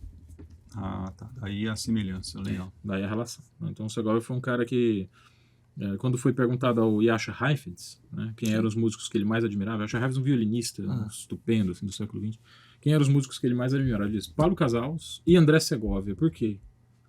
Porque tanto Casals quanto Segovia mudaram a visibilidade dos instrumentos deles. Né? O violoncelo era visto como um instrumento só de acompanhamento, né, lá do fundo da orquestra, da cozinha da orquestra, e o violão era visto como um instrumento do estilo flamenco, né? Um instrumento muito ligado à música popular e ao acompanhamento do canto. E o Segovia mudou essa percepção do instrumento para um número massivo de pessoas. Né? Essa seria a razão pela qual ele considerava esses dois caras como os grandes músicos do século XX. Isso é verdade até certo ponto, mas é questionável do ponto de vista histórico. O Segovia tem um lado sombrio também, né, que a gente precisa entender e reconhecer, né? A gente ouve falar por aí, lê umas coisas, tá? Mas é inegável que ele teve, assim, ele foi o primeiro músico a fazer registros fonográficos com recursos de ponta, né? Se fosse hoje, por exemplo, ele seria o primeiro violonista a gravar podcast, sabe? Ele seria o primeiro violonista a fazer singles. Será que eu serei um Segovia? Não é? Não saber, né? Não saber. Essa ideia, né, dele ser o pioneiro em relação à reprodutibilidade técnica do material. Expandindo os horizontes do instrumento, aumentando o alcance. Muito disso provavelmente deve ter virtude dele, mas às vezes consequência de um timing de coisas. Sim. Eu percebo muito nisso na minha carreira. Consequência de timing. Você está lá, né? Naquele momento. Naquele momento. E você agarrou aquilo que estava passando ali. Teve competências para agarrar, mas... Muito disso. Sem dúvida. Se o Segovia não fosse um violonista superlativo, né, ele jamais poderia ter construído. A gente não fala isso para diminuir de maneira nenhuma, né? Assim como no teu caso também, né? Assim, agora, a questão do Segovia é que, assim, diferente de você, né? O Segovia, ele tinha uma compulsão por encobrir méritos de colegas, né, infelizmente. Ele era um cara que tinha, por exemplo... Quem quiser conhecer o Segovia, saber exatamente o que é o Segovia, precisa ouvir 2 documentários que estão disponíveis no YouTube. Um chamado Segovia at Los Olivos, 1967, e o outro chamado The Song of the Guitar, aí já de 1973, se não me engano. At Los Olivos é uma coisa mais conversa, né? Esses 2 documentários foram produzidos pelo mesmo cineasta, o Christopher Nupen, que é um cineasta britânico que fez muita documentação de artistas da época dele, né? E ele fez esses 2 documentários a respeito do Segovia. At Los Olivos é mais uma conversa na casa do Segovia, né? Foi no ano que ele voltou para a Espanha, né? Voltou porque, né? Ele era apoiador do regime do Franco, do general Franco. Né? Então isso criou muitos problemas políticos para ele. Na época ele passou um tempo grande morando no Uruguai, morando em Nova York. Nesse período que ele morou no Uruguai, foi que ele foi professor do Abel Carlevaro, né, e da Monina Távora, que a Monina Távora deu aula aqui no Brasil para o Sérgio Adair Assad e Sérgio Eduardo Abreu. Umas histórias que ele torceu o nariz pro Barrios. Parece que o que consta é que ele atrapalhou a carreira do Barrios. Né? Ele deu referências negativas a respeito dele na primeira turnê que Barrios tentou fazer na Europa, né? É que o Barrios também tem umas coisas que você fala, você não entende. Ele tentou fazer uma turnê na Europa na década de 40. Mas a guerra comendo solta, então... bicho. A Segunda Guerra lá. E o cara tentou fazer uma turnê. Falou, que ideia boa, vou lá tocar violão, levar minha arte lá pra Europa. Bombardeio, tudo lá. Erro de timing. Isso aí, enquanto um sabe o timing, o outro não sabe. Entendeu? Né? Quer dizer, é complicado. Além disso, você tem um Segovia para dar referências negativas, né? O Barrios tocava com violão com corda de aço, que era uma coisa que não era bem vista pelo Segovia, né? Será que ele tocava porque aqui não tinha muito recurso? Será? Não, porque não tinha... O clima da América do Sul é foda, né? Assim, esse calor, essa umidade, né? A corda de nylon durava, assim, poucas horas, né? E o aço acabou sendo uma solução durável, Né? Porque o Dilermando, né, também. Né, pessoal dessa época. Também. Cadê o Dilermando? Acho que ele é de... Eu sei que ele morreu em 76. Quando que nasceu o Dilermando? Agora não me lembro. Mas ele tava... O Google tá aí para isso, né? Dilermando Reis. Mas ele pegou essa época. Ele pegou essa época. O violão, ele tem uma dobra, né, muito importante a partir da invenção da corda de nylon, 1940, 44, 40 e poucos, 47, né? Justamente pela mão do Segovia. Sim. Né? Foi o Segovia junto com um engenheiro, né, químico na época, o Dupont, né, a indústria Dupont, que produziu a corda de nylon baseado nesse novo filamento. E qual era a demanda que ele levou para desenvolver a corda de nylon? O fato da tripa animal... Eles usavam tripa. Que se usava corda de tripa, né, na época, estava em falta por causa da grande demanda de ataduras. Entendi. Segunda Guerra, né? Todo mundo precisava do material hospitalar. Daquilo para outra necessidade, e aí precisou desenvolver um material alternativo. Exatamente. Gases, paradrapos, essas coisas médicas eram feitas pelo mesmo tipo de fibra que era produzida das cordas de instrumentos musicais. Isso aí deu um problema muito grande para os violonistas. Né? As cordas sumiram do mercado. E aí a invenção da corda sintética veio resolver esse problema. O Julian Brim fala muito disso. Legal. Né? Que a gente diz que não faz ideia do que é você tocar uma corda de tripa. Né? Uma corda super instável. Nossa. Arrebentava com uma facilidade louca. Imagina. Sabe? Se esquenta um pouco, o som, a corda arrebenta. Era comum os concertistas entrarem no palco com cordas sobressalentes no bolso. Já aquela lenda que tem, aquela história que tem do Tarrega, né? Que ele tá tocando do Tarrega, não, do Paganini, né? Misturando as estrelas. Né? Que ele entrou para fazer um concerto, arrebentou uma corda do violino, ele continuou tocando, arrebentou a outra, ele continuou tocando, arrebentou a outra, ele terminou o concerto tocando uma corda só. Né? Não era uma coisa muito incomum isso de acontecer, de arrebentar a corda no meio do concerto. E o Segovia foi o cara que ajudou a gente a superar esse problema. Legal. A gente tava falando isso por quê, hein? Perdi um pouco a linha da... Não, a gente estava na questão cronológica. Eu perguntei e aí depois da questão da cronológica nós pulamos a importância do Segovia. A gente queria saber do Segovia. O lado, assim, falando da corda por causa do Barrios, né? Isso, a gente foi do Barrios.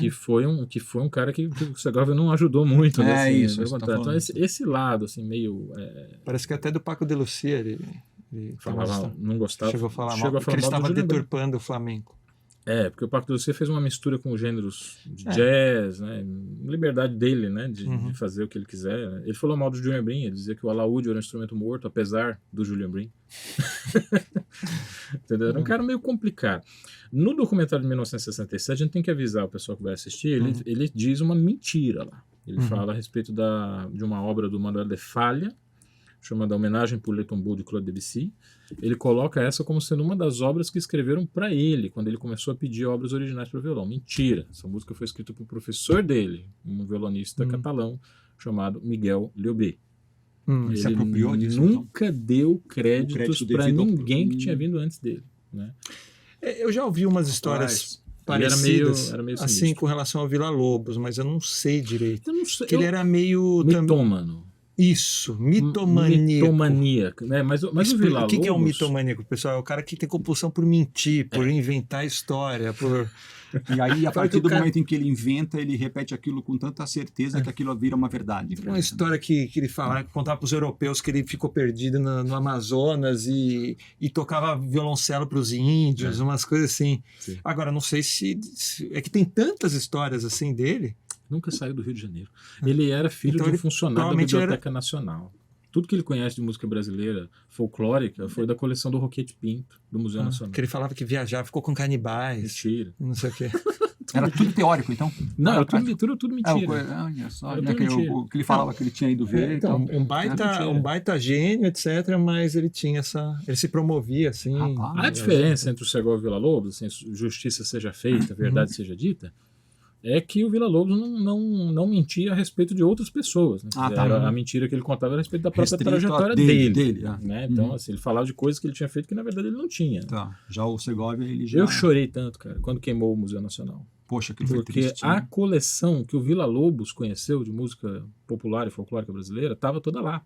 Várias dessas músicas que a gente canta infantil e tal, não sei se foi o Villa que pegou a melodia, escreveu, né? A melodia, não foi que ele escreveu. Tá falando do Guia Prático? Putz, agora eu não lembro, eu vi um documentário e daí eu falei, putz, essa música foi o Villa que... Isso aí foi usado pelo Vargas, pelo Getúlio Vargas nos anos 30, entre 1932 e 1947, o Villa Lobos era uma espécie de ministro da cultura. Tá. Então essas coisas, nas composições dele, ele usava uma parte desse repertório que ele escutou do Roquete Pinto, né? Então assim, ele procurou divulgar isso na forma de um projeto em larga escala de educação musical, né? E fruto das pesquisas que ele fazia quando ele era jovem, quando o pai dele, que era funcionário da biblioteca, dava livre acesso para ele, para todo mundo tirar. Você imagina um cara igual o Villa-Lobos ouvindo, né? Os Cilindros de Cera, escutando as canções dos índios, né? Mas foi tudo coisa que ele aprendeu no museu, não foi coisa que ele aprendeu em loco, entendeu? Você veja a importância que tem uma política cultural, né, de preservação do patrimônio histórico, né, do patrimônio nacional. Quando a gente vê uma figura pública assim, desdenhando instituições, né, culturais, é uma coisa bem, bem complexa, né, uma coisa bem complicada, porque a gente não teria Villa-Lobos se não fosse o Museu Nacional. E quantos Villa-Lobos nós vamos perder para o futuro porque o Museu Nacional não existe mais? O que tinha ali se perdeu, né? Você imagina a situação em que a gente se encontra. Então, assim, o Villa-Lobos ele tinha essa característica. Ele contava muito mentira a respeito de si próprio. Tudo bem, a vida dele, né? Mas o Segovia, ele realmente escondia. Tem uma carta que ele fala que ele viajava com um amigo e ele levava esse amigo para auditórios grandes e punha esse amigo para tocar violão e ele ia para a plateia escutar, né? Esse amigo tocava sons harmônicos, acordes, melodias e tal, e ele ia vendo como que era a possibilidade que o violão tinha de soar numa sala grande. Até hoje o Segovia é o único violonista que se apresentou no La Scala de Milão, uma sala para 12.000 pessoas. A Ópera de Paris, então ele se apresentava nessas salas grandes. Esse era um paradigma para o violão. O violão sempre foi um instrumento de sala pequena. Né? Então o Segovia, com essa colaboração desse amigo, ele percebeu que o som poderia projetar a grande distância. Que amigo era esse? Que ele nunca disse quem era. Quem era esse cara que tocava? Devia tocar bem, né? Para conseguir convencer o Segovia de que o violão soaria numa sala grande. Tem uma foto datada dos anos 1920 de uma turnê que Miguel Leubé fez pela Alemanha com um aluninho baixinho, gordinho, assim, um óculos redondo, Segovia. Miguel Leubé levava Segovia para os concertos que ele fazia pela Europa e foi isso que deu a medida do Segovia, que o violão poderia ambicionar se apresentar em salas maiores. Quer dizer, o Segovia ele não tinha essa dignidade assim, de dizer que ele foi feito a partir de uma tradição. O documentário do Christopher Nupen de 1973 reproduz todas essas falsidades históricas. Aborda tudo isso. Se a gente vê assim, se a gente levar em consideração só o que o Segovia fala a respeito da vida dele, parece que ele brotou do asfalto. Sem história, sem tradição, sem violão, Espanha. E ele foi o primeiro violonista a pensar o instrumento como música clássica. Isso é meio estranho, não é? Eu acho esquisito. O Segovia jamais falou dessas referências que ele tinha. Mas a verdade é que você tinha muitos violonistas na época que faziam o que ele fazia. Temos que tirar o chapéu para o Segovia. Ele tem seus méritos, né? Era um cara que tinha um padrão de afinação, por exemplo, que não foi atingido pelos contemporâneos. É um cara que lutou muito pela composição de obras originais. Né? Ele tinha muito prestígio entre os compositores. Né? Mas talvez ele pudesse ter sido um pouquinho mais generoso assim, com a história. Com a história dele. Dando crédito a quem... Justiça seja feita às virtudes e às não virtudes. As não virtudes. Não sei qual que é o ponto de não virtude. Esqueci agora. Vamos deixar por aí. Né?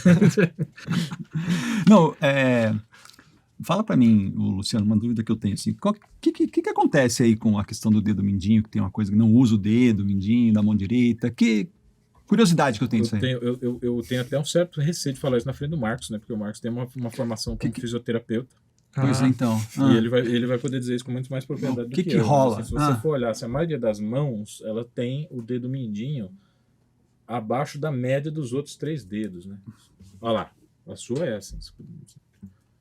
O dedo mindinho ele é consideravelmente menor do que os outros. Né? Quando você... Sim. É que você está curvando, né? Então, aí, se você vai encurvando a mão aos poucos, isso pode ser que vá diminuindo, mas em todo caso, não sei se é porque eu sou violonista há muito tempo, mas eu tenho que botar um trabalhinho extra para deixar o mindinho na mesma linha que os outros dedos. Exatamente. O meu fica bem para trás, olha aí. Entendeu? Então, quer dizer, quando você coloca a mão direita no violão, né, o dedo mindinho ele fica meio... Ele tá mais alto. Ele fica... Isso não é costume não, viu, gente? Eu acho, quer dizer, o ovo ou a galinha. Eu não sei se é por causa da prática, né?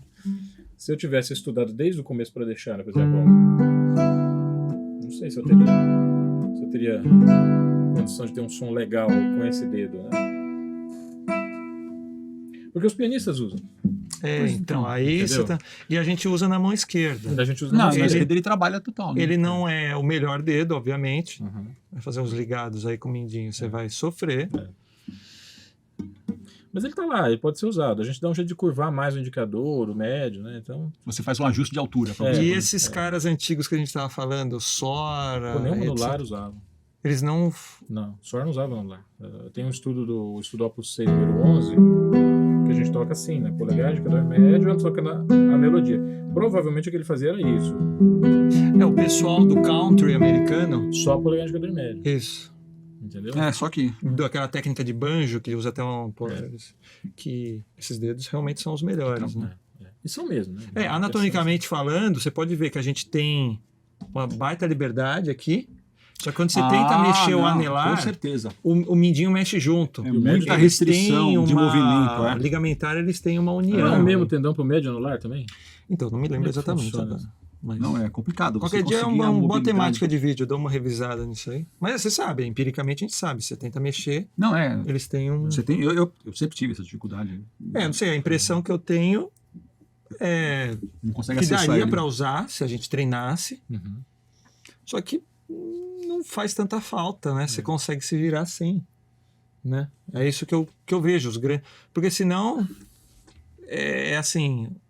Eu tenho a impressão que as pessoas iam uma hora criar essa solução. Claro, tem gente que vai criando soluções, às vezes de técnica de polegar, que faz assim, meio tipo uma palheta. Então, o pessoal vai inventando coisas, mas Adaptando. a média dos grandes violonistas, porque a gente também se baseia muito Sim. no que os caras bons fazem É. ou fizeram, você fala, pô, Eles não usam isso.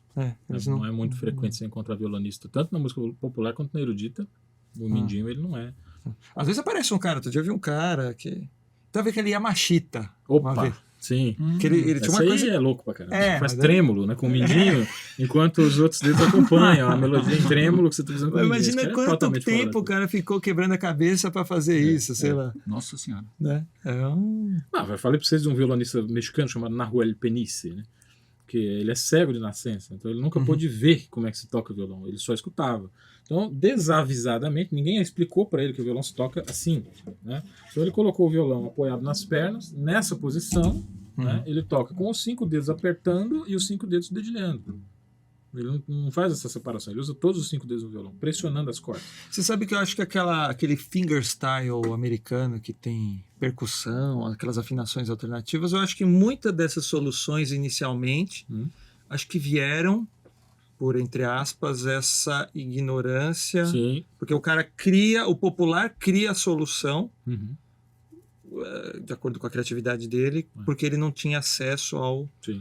E aí depois isso vai se desenvolvendo e vai se criando uma escola. Porque, aliás, quando a gente fala de inovação, para que caminho a gente vai, embora eu acho que tenha vários problemas melódicos, limitações melódicas esse tipo de violão, já falei no meu Instagram disso, tenho grandes amigos que são do fingerstyle que superam isso, né? Vou repetir o nome deles aqui, que é o Johnny Ken e o Daniel Padim, depois...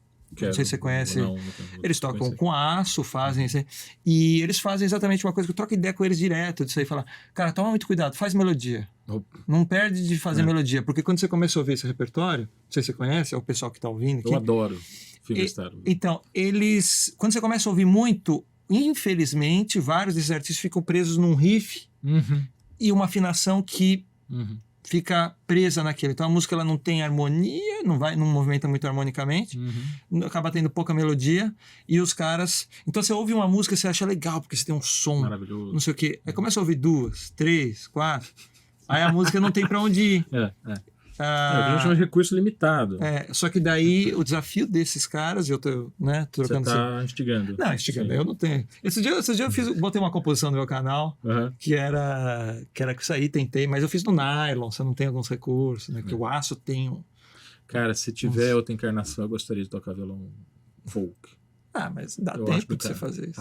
Não consigo. Não consigo. Eu não sei. É difícil você tocar os dois. Eu acho difícil. Eu, quando vou tocar aço, eu sinto que meu toque não é bonito. Ele tem um peso, que é um peso que não é o peso dos caras. Então tem que calibrar a mão, tem que mudar. Eu tirei de ouvido uma vez uma música para violão fingerstyle do Don Ross. Sim. Uma coisa assim. O que eu percebi da mão direita dele, eu falei, puta, nunca vou ter uma mão direita dessa. Gramas. gramas. Tem uma coisa. Inclusive, assim, a técnica do violão, a gente pede para que a pessoa trabalhe o pulso sempre meio curvo, né, para você concentrar o peso do braço em um caminho dos nervos, dos músculos que não tenha cortes. Né? Don Ross toca assim. Mas não tem problema no caso dele, porque ele não exige muito, não é forte, ele não enterra o dedo na corda, como a gente faz com o nylon. Né? Tem que ser um toque mais superficial, tem que ser um toque mais leve, por causa da característica do instrumento. Mas também tem uma coisa, né? Essa questão técnica, ou a técnica erudita, ela é técnica pau para toda a obra. Você vai estar preparado para ter uma versatilidade, fazer o trêmulo, fazer isso, fazer aquilo. Esses estilos que são mais nichados, o cara pode se dar ao luxo de ter uma postura X ou Y. Que dê os conta caras daquilo que com o ele braço faz. Fininho, de aço, com polegarzão lá, tal. Tem os caras que pegam você sabe que pega o baixo aqui, né? O Tom Emanuel faz umas coisas assim, ele segura o baixo e faz... O Mauro Giuliani fazia isso. O Mauro Giuliani fazia isso. Sol maior, né? Não é? Sol maior. Como é que é? Eu não vou conseguir porque... isso aí. O sol aqui. Mas é porque o braço do violão do Mauro Giuliani era mais fino também. Era como as guitarras Stauers, né, que eram os violões. Era um luthier alemão que fazia os violões do Giuliani. Sim, totalmente adaptado àquilo que o violonista precisa fazer, né? Impressionante. Se ele não precisa fazer mais do que aquilo, ele não vai buscar uma técnica para além daquilo. E a técnica do violão clássico talvez te dê um pouco mais de portas. Exatamente, ela te prepara para as portas. Diante de tanta variedade, tanta coisa diferente, esses estilos, tá? Uma pergunta que é meio polêmica. Eu posso fazer aquela polêmica lá? Pode. Tá faltando treta nesse podcast. Não, assim, a gente tá muito civilizado. A gente, né, assim, a música, né? Existe música ruim ou a música pela música já é boa ou não, ou existe música ruim? Eu pedi treta, mas não era. Também não precisava. Porque é uma coisa, sei lá, sabe? Assim, a gente sempre quis saber, assim, uma coisa...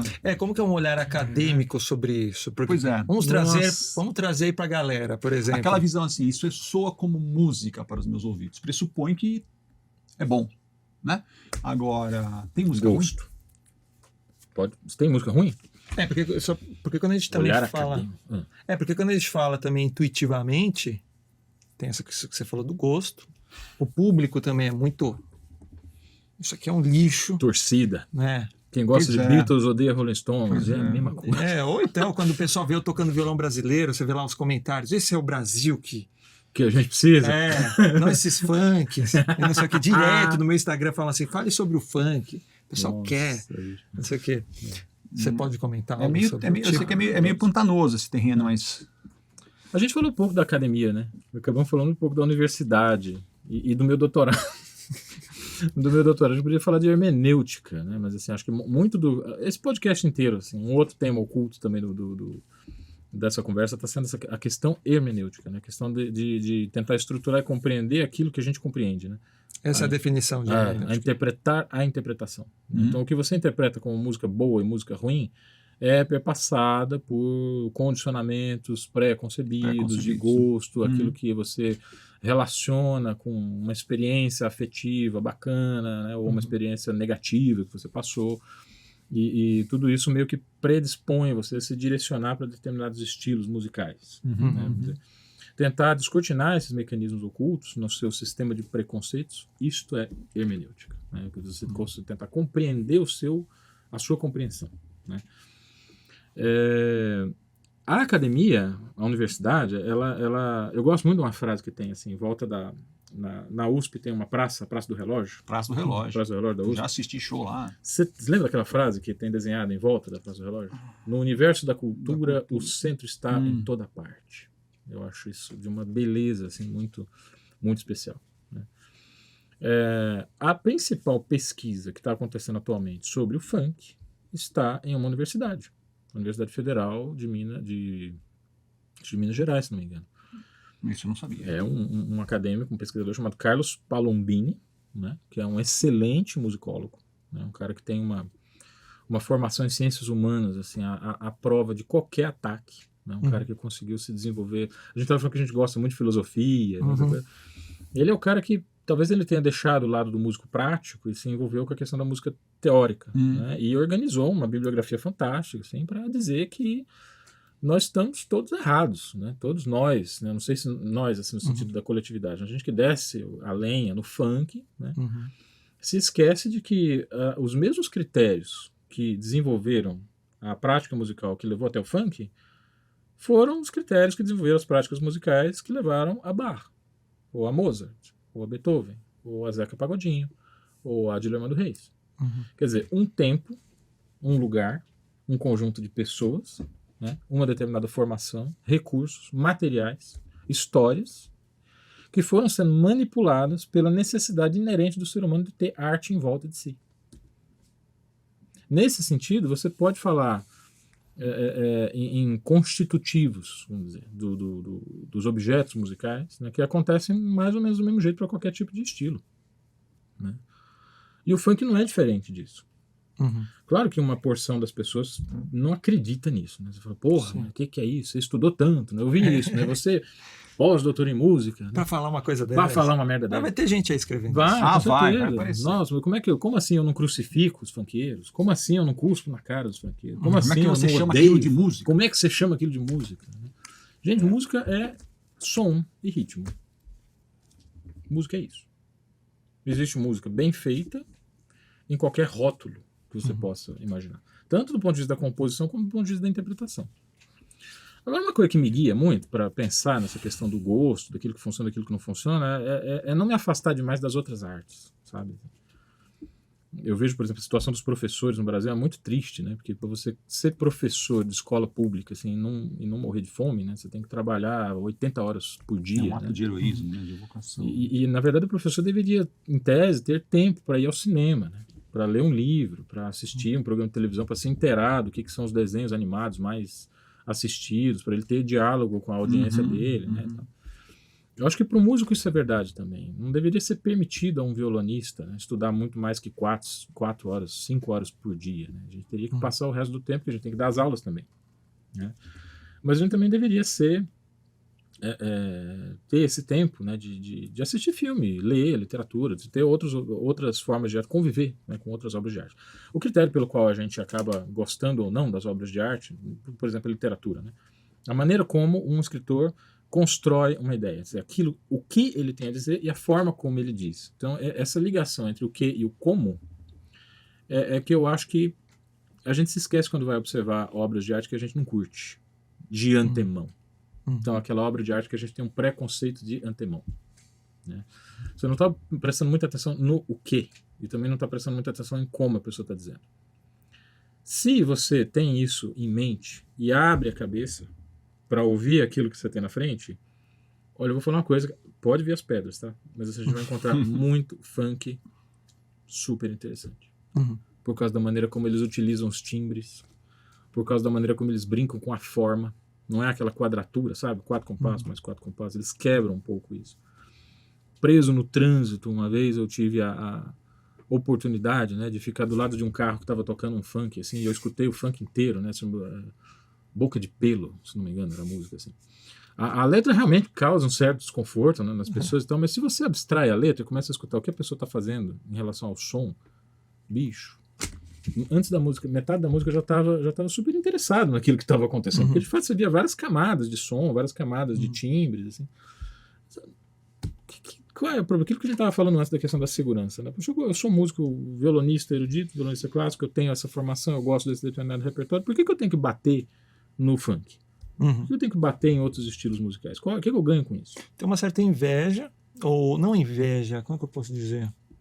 Frustração, às vezes, de que certos lixos são populares e o bom que eu faço não é. O meu biscoito fino não é consumido.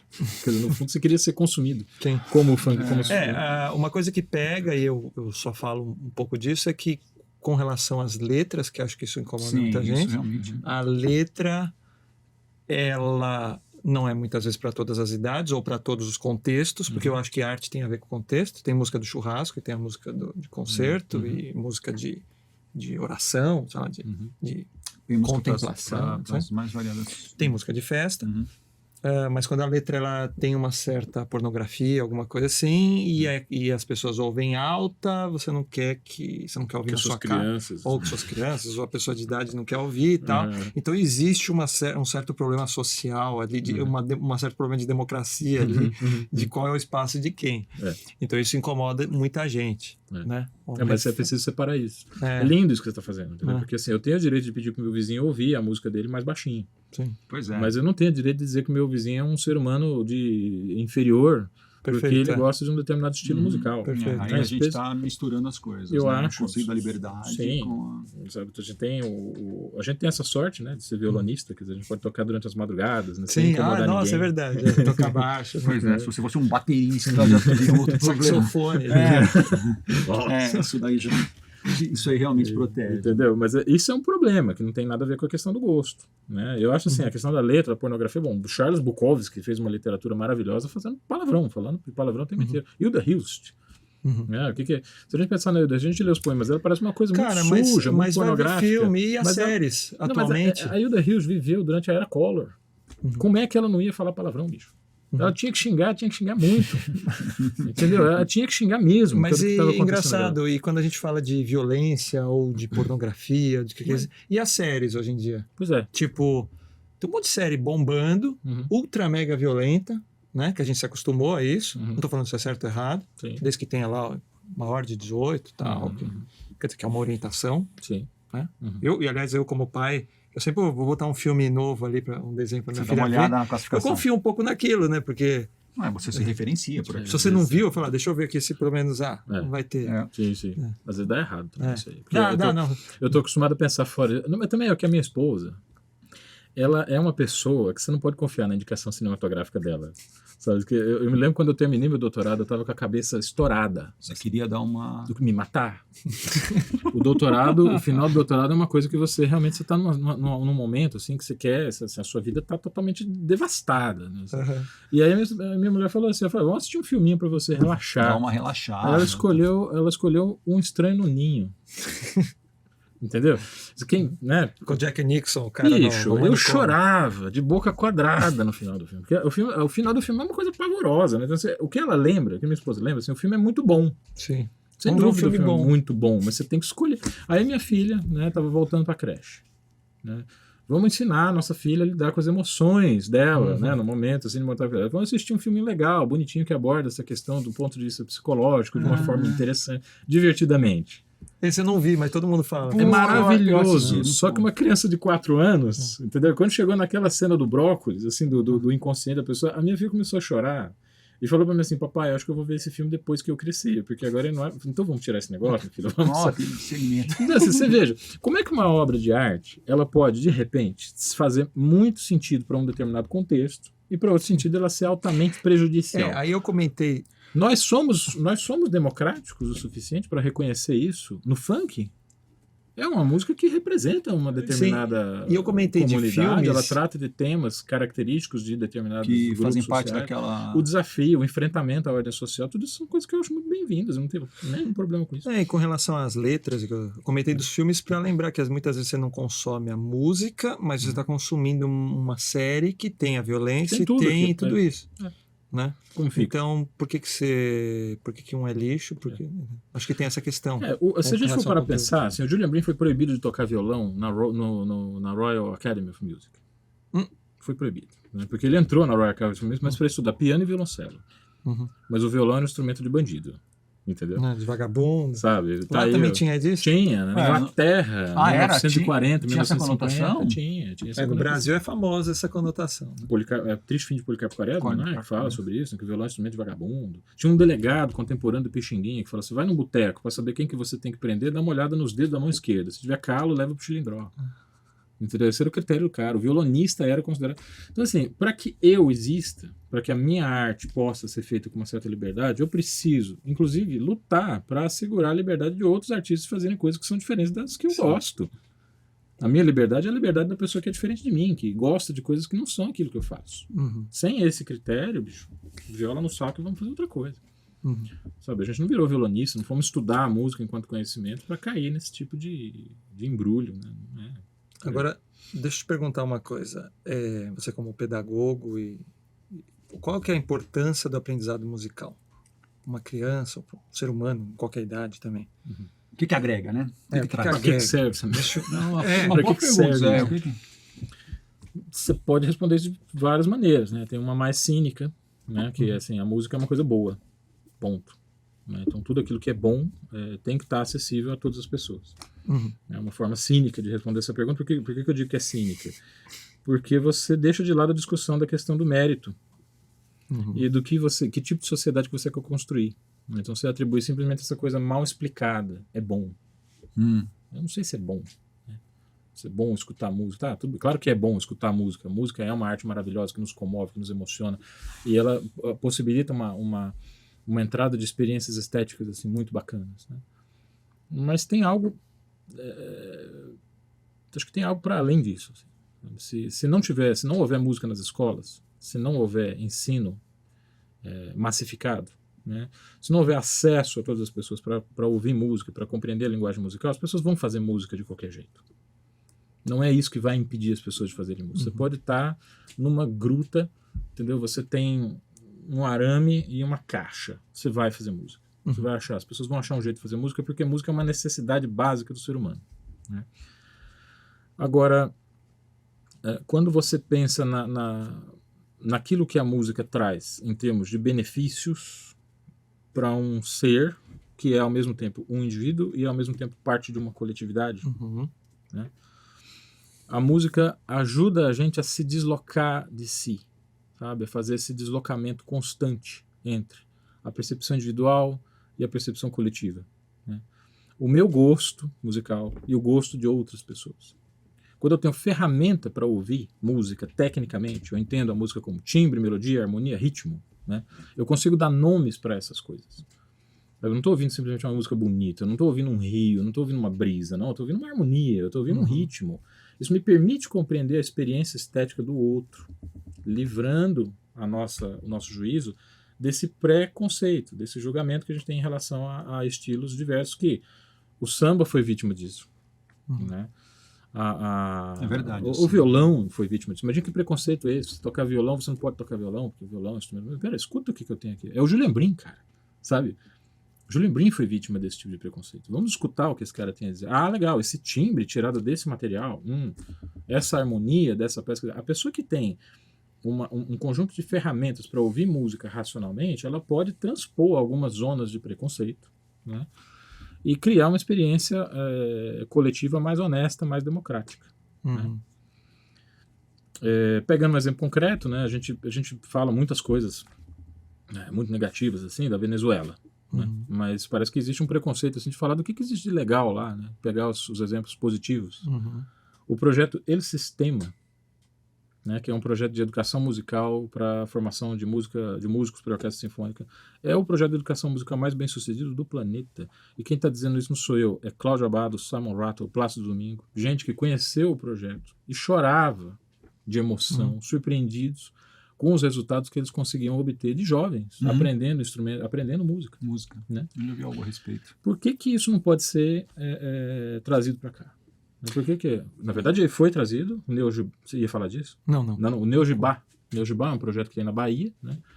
Em tudo parecido com o projeto Guri aqui de São Paulo, com uma diferença pequena. Lá, os alunos recebem os instrumentos, eles levam para casa para estudar. No Guri, eles não recebem. Eles têm direito a estudar 1 ou 2 horas no próprio polo por semana. É lógico que você não vai muito para frente com essa possibilidade. Na Venezuela, você recebe o seu instrumento e já tem um aprendizado embutido ali de você cuidar do patrimônio público. Esse instrumento não é seu, esse instrumento é da sociedade. Não é seu, você toma conta. Entendeu? Ele não é um instrumento privado, né? Porque o que é privado? Privado é aquilo que não é seu. Privado não é aquilo que é meu, privado é aquilo que é privado de alguém. São tantos efeitos, né, que a gente pode pensar. Tipo, quando a gente fala no esporte, tem essa coisa de você estar ocupando o pessoal. Aliás, o esporte tem vários, né? O esporte coletivo, principalmente, né? Você trabalhar em conjunto é a coisa mais essencial da humanidade. Né? Trabalhar em equipe, né? Saber trabalhar junto. Né? A música também tem isso, quando é feita em conjunto, né? E ocupar, né? Porque um dos problemas é o ócio, né? Também em lugares onde você tem pouco acesso, né? Os índices de criminalidade em regiões que têm projetos de educação musical caem a zero. Eu não tenho dúvida que deve cair, né? Porque É matemática, é estatística, você não tem como, porque tem muitas críticas aos projetos sociais também. Né? tem aquele... A gente estava conversando, né? Tem aquele filme Sociedade dos Poetas Mortos.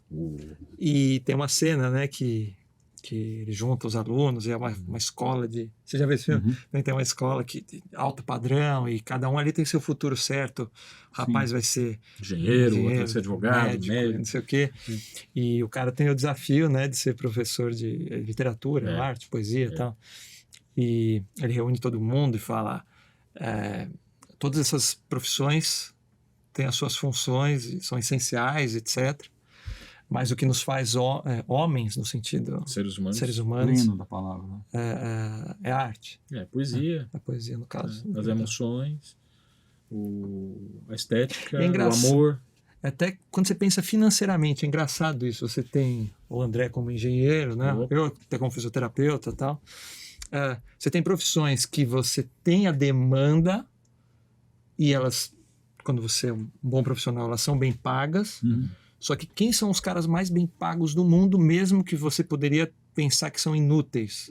São artistas, atletas, mas de longe. Você não tem um engenheiro que ganha que nem o Neymar. Não. Só se ele for o presidente da empresa. Agora, sobre essa ótica é um fato isso, né? Engraçado, por mais que não sejam profissões urgentes, você não precisa de um atleta para sobreviver, você não precisa de um músico para um apocalipse ali, né? No entanto, no momento que você sacia a necessidade básica, as pessoas vão correr para a arte ou para algum tipo de entretenimento, e esses caras são os... Aliás, os mais... tanto homens quanto mulheres são os mais desejados, né? Celebrados. E desejados até sexualmente, sim, né? Sim. Porque existe uma atração, né? Pelo... engraçado essa uma importância. Libido, né? Existe uma libido em relação aos artistas. Mas acho que isso é normal, porque até quando a gente pensar evolutivamente, né? Os pássaros, os animais fazem isso, né? Eles cantam? Pô, não vamos mais... Sim, cantam. Você tem a aparência... Aquela cauda. Para garantir uma sobrevivência. Que até atrapalha. Que até atrapalha. A cauda do pavão tem um limite que se começa a atrapalhá-lo.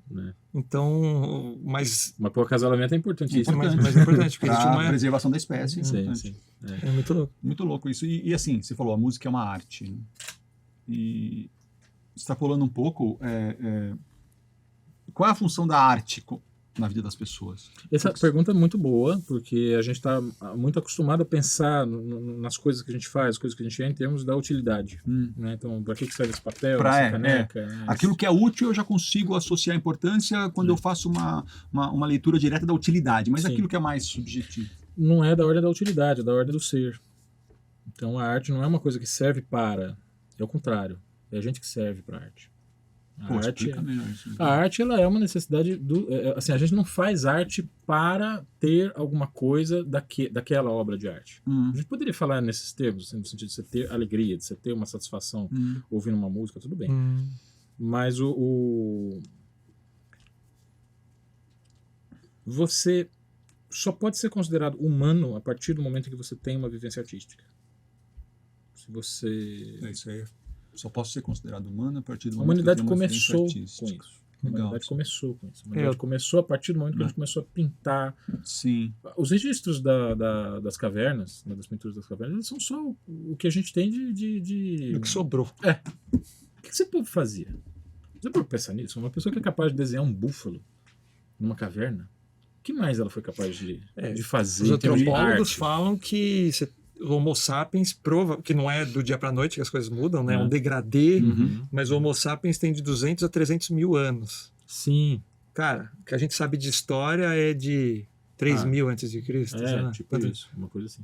3.000 antes de Cristo, se eu não me engano, é provavelmente da Odisseia, a Ilíada, que é onde a gente tem as primeiras... as manifestações registradas de uma literatura muito elaborada, né? Você pega essas obras... Tipo, você tem as pinturas das cavernas, que é mais antigo, mas tirando isso, você não tem o que o ser humano, o que o Homo sapiens... A gente não tem registros, né? A gente não tem esses registros. Mas a gente sabe que, assim, uma vez... O que você falou no começo, né? Uma vez saciadas as necessidades básicas mais urgentes, o ser humano não precisa da arte no mesmo sentido que ele precisa de comida.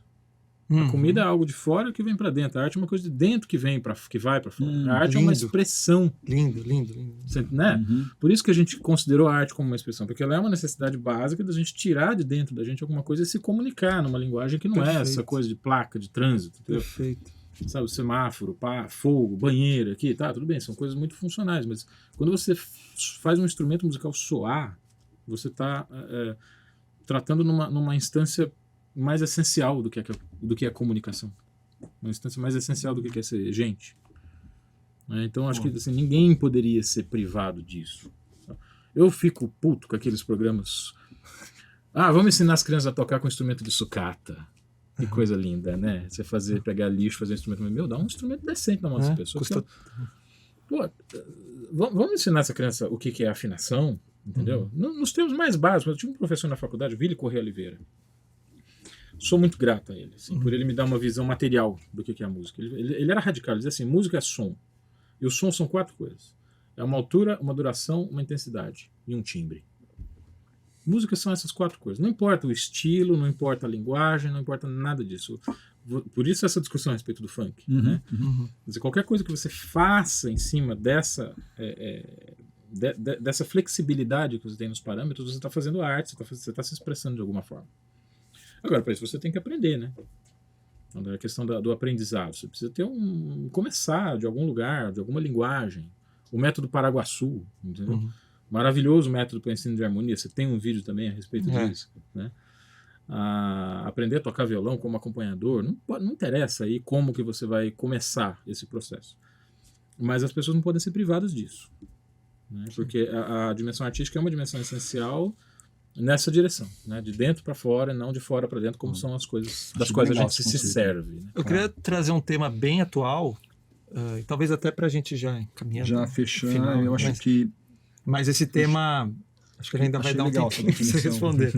Que, pensando que agora ficou muito claro tudo que você falou, essa coisa que a gente põe para fora e todos esses outros tópicos, o que pensar... É claro que isso é uma hipótese, né, dos futuros possíveis, né, agora onde o mundo, com essa possibilidade, metaverso, realidade virtual, os jovens, eu tenho 34 anos, eu joguei videogame, eu passei por todas essas coisas, e a gente sempre vivenciou aquela coisa assim, olha, tem adolescente ficando demais em videogame, que muitas vezes era aquela coisa de velho, enchendo o saco e tal, mas de fato isso tem um potencial de ser um buraco negro da sua produtividade. Todos os meus amigos que jogavam muito depois reconhecem. O cara fica adulto e fala, mas isso aí é... Perdi tempo. Tal. Óbvio que você tem o seu entretenimento ali e tal, mas passou de um ponto, é um buraco negro do seu... E conforme vai ampliando essa imersão que você pode ter, esse mundo social paralelo cada vez mais profundo que você pode... Isso aí pode, né, tirar essa coisa que, você aprender um instrumento, saber que você tem que ter um esforço, etc, né? Saber que não é do dia pra noite, que nem no jogo de videogame que você já é o super-herói. Você pula a fase. Passa de fase rapidinho. Passa de fase. E não só isso, como também uma expressão. Sim. Né? Você se expressar de alguma forma, porque isso aí eu não acredito... Eu não acredito como... Quem está se expressando são os produtores. O cara, quando faz um jogo, ele tem toda a estética que ele criou, a trilha sonora. Sim. Isso é fantástico, né? Mas o usuário, ele está muito passivo nisso. E o jovem, não. Mas que palavra interessante. Usuário. Uma coisa que você usa. A arte não é assim. Você não usa um violão. Você não usa uma música que você escuta. Você não usa uma pintura. Você não usa um texto, um livro. Não usa. Você não usa, não é uma coisa da ordem do utilitário, entendeu? É uma coisa... Que pode ter algum... Assim, a minha questão é se há uma espécie de risco, ou se você se preocupa com isso, assim, em termos de saúde mental até, eu acho cara. Sim, porque a gente fez uma simplificação muito grotesca, né? Tem uma filósofa brasileira chamada Marilena Chauí, né? Que ela é muito preocupada com a questão da economia, né? De ter... como é que é a escala que ela fala? Que, assim, que a economia foi reduzida à finança e a finança foi reduzida ao joguinho. Né? O jogo do mercado de bolsa de valores, né? Que você basicamente lida com um gráfico de subida e descida e às vezes tirando um montante de ações daqui para lá você desemprega 4.000 pessoas e aquele é só o seu jogo através do qual você ganha dinheiro. Né? O mercado financeiro é um grande problema hoje. Né? E por que ele é um grande problema? Por causa desse processo que você está descrevendo, né? Tudo virou jogo, tudo virou acesso, né? Tudo virou cliques, né? Dígitos. A própria vivência das pessoas em relação à música, ela está sendo guiada por uma lógica, né? Que é a lógica do algoritmo da internet, né? Que você precisa, quanto mais cliques, quanto mais acessos, quanto mais giros você tiver, melhor vai ser a sua visibilidade dentro da internet, né, tal. E o público, de certa forma, é levado a isso, porque o comportamento que é estimulado na internet é o comportamento do ódio, da violência, da treta, né? Isso engaja. Da guerra. Isso engaja, isso gera engajamento, né? Eu tenho conversado muito com os meus amigos, você vê um comentário na internet, algum conteúdo que você não gostou, não entra na briga. Entende? A melhor coisa que você tem a fazer com conteúdo que você não gostou é não curtir, ignorar e faça o contrário, promova conteúdos que você acha interessantes. Mas as pessoas não fazem isso, elas tendem a partir para o fla-flu, né? Elas tendem a partir para guerra, para briga, aquilo dá adrenalina, né, e tal. E interessante que a linguagem do ódio é a linguagem da velocidade também. Você só odeia alguém se você olha para essa pessoa com muita rapidez. À medida que você vai convivendo com a pessoa com honestidade, com liberdade, com essa noção, né, você vai entendendo algumas coisas dela ali que você pode aprender, que você pode curtir, que você pode, né?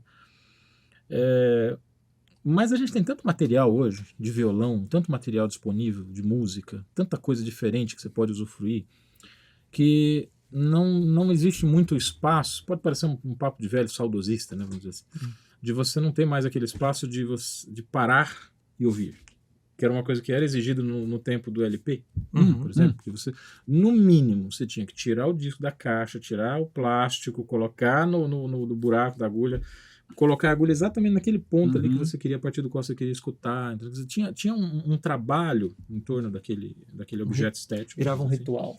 Que virava um ritual, sim, né? Sim.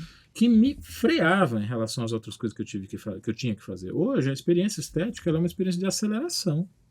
Você liga no computador, o smartphone, tá? Você está acelerado ali para ver aquele vídeo, Tem que aquele ser outro. tudo mais rápido, né? Tudo muito mais ágil. Às vezes eu vejo no meu histórico de exibições no YouTube, eu fico chocado de ver alguns vídeos assim que eu vi 2, 3 segundos. Eu falei, mas eu não vi isso aqui. Por que você está falando que eu vi esse negócio? Eu não vi isso aqui não. Eu não assisti esse vídeo aqui, entendeu?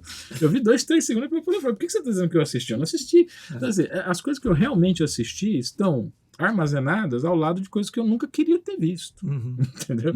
Esse é um problema muito, muito grave, que eu não sei se a gente vai conseguir retroceder, porque, não sei, nós acreditamos na internet, por isso que a gente está aqui, a gente não pode ser hipócrita. Eu acho do caramba essa possibilidade que a gente tem de conversar com pessoas de lugares diferentes, fazer nosso trabalho chegar aonde não chegaria, né, por uma questão de geografia e tudo, mas eu acho que parte da mensagem que a gente precisa tentar levar também é um pouco isso, né? Vamos tentar desacelerar, vamos tentar assistir até o final, ouvir uma música até o final, ouvir uma música 2, 3, 4 vezes. Sim, que era o que acontecia antigamente. Não conversamos sobre isso, uns filmes do Glauber Rocha. Que assistir várias vezes o mesmo filme até entender. Você assiste, você procura entrevista com o diretor, você procura saber como que aquele filme foi feito, procura a história dos atores. Sim.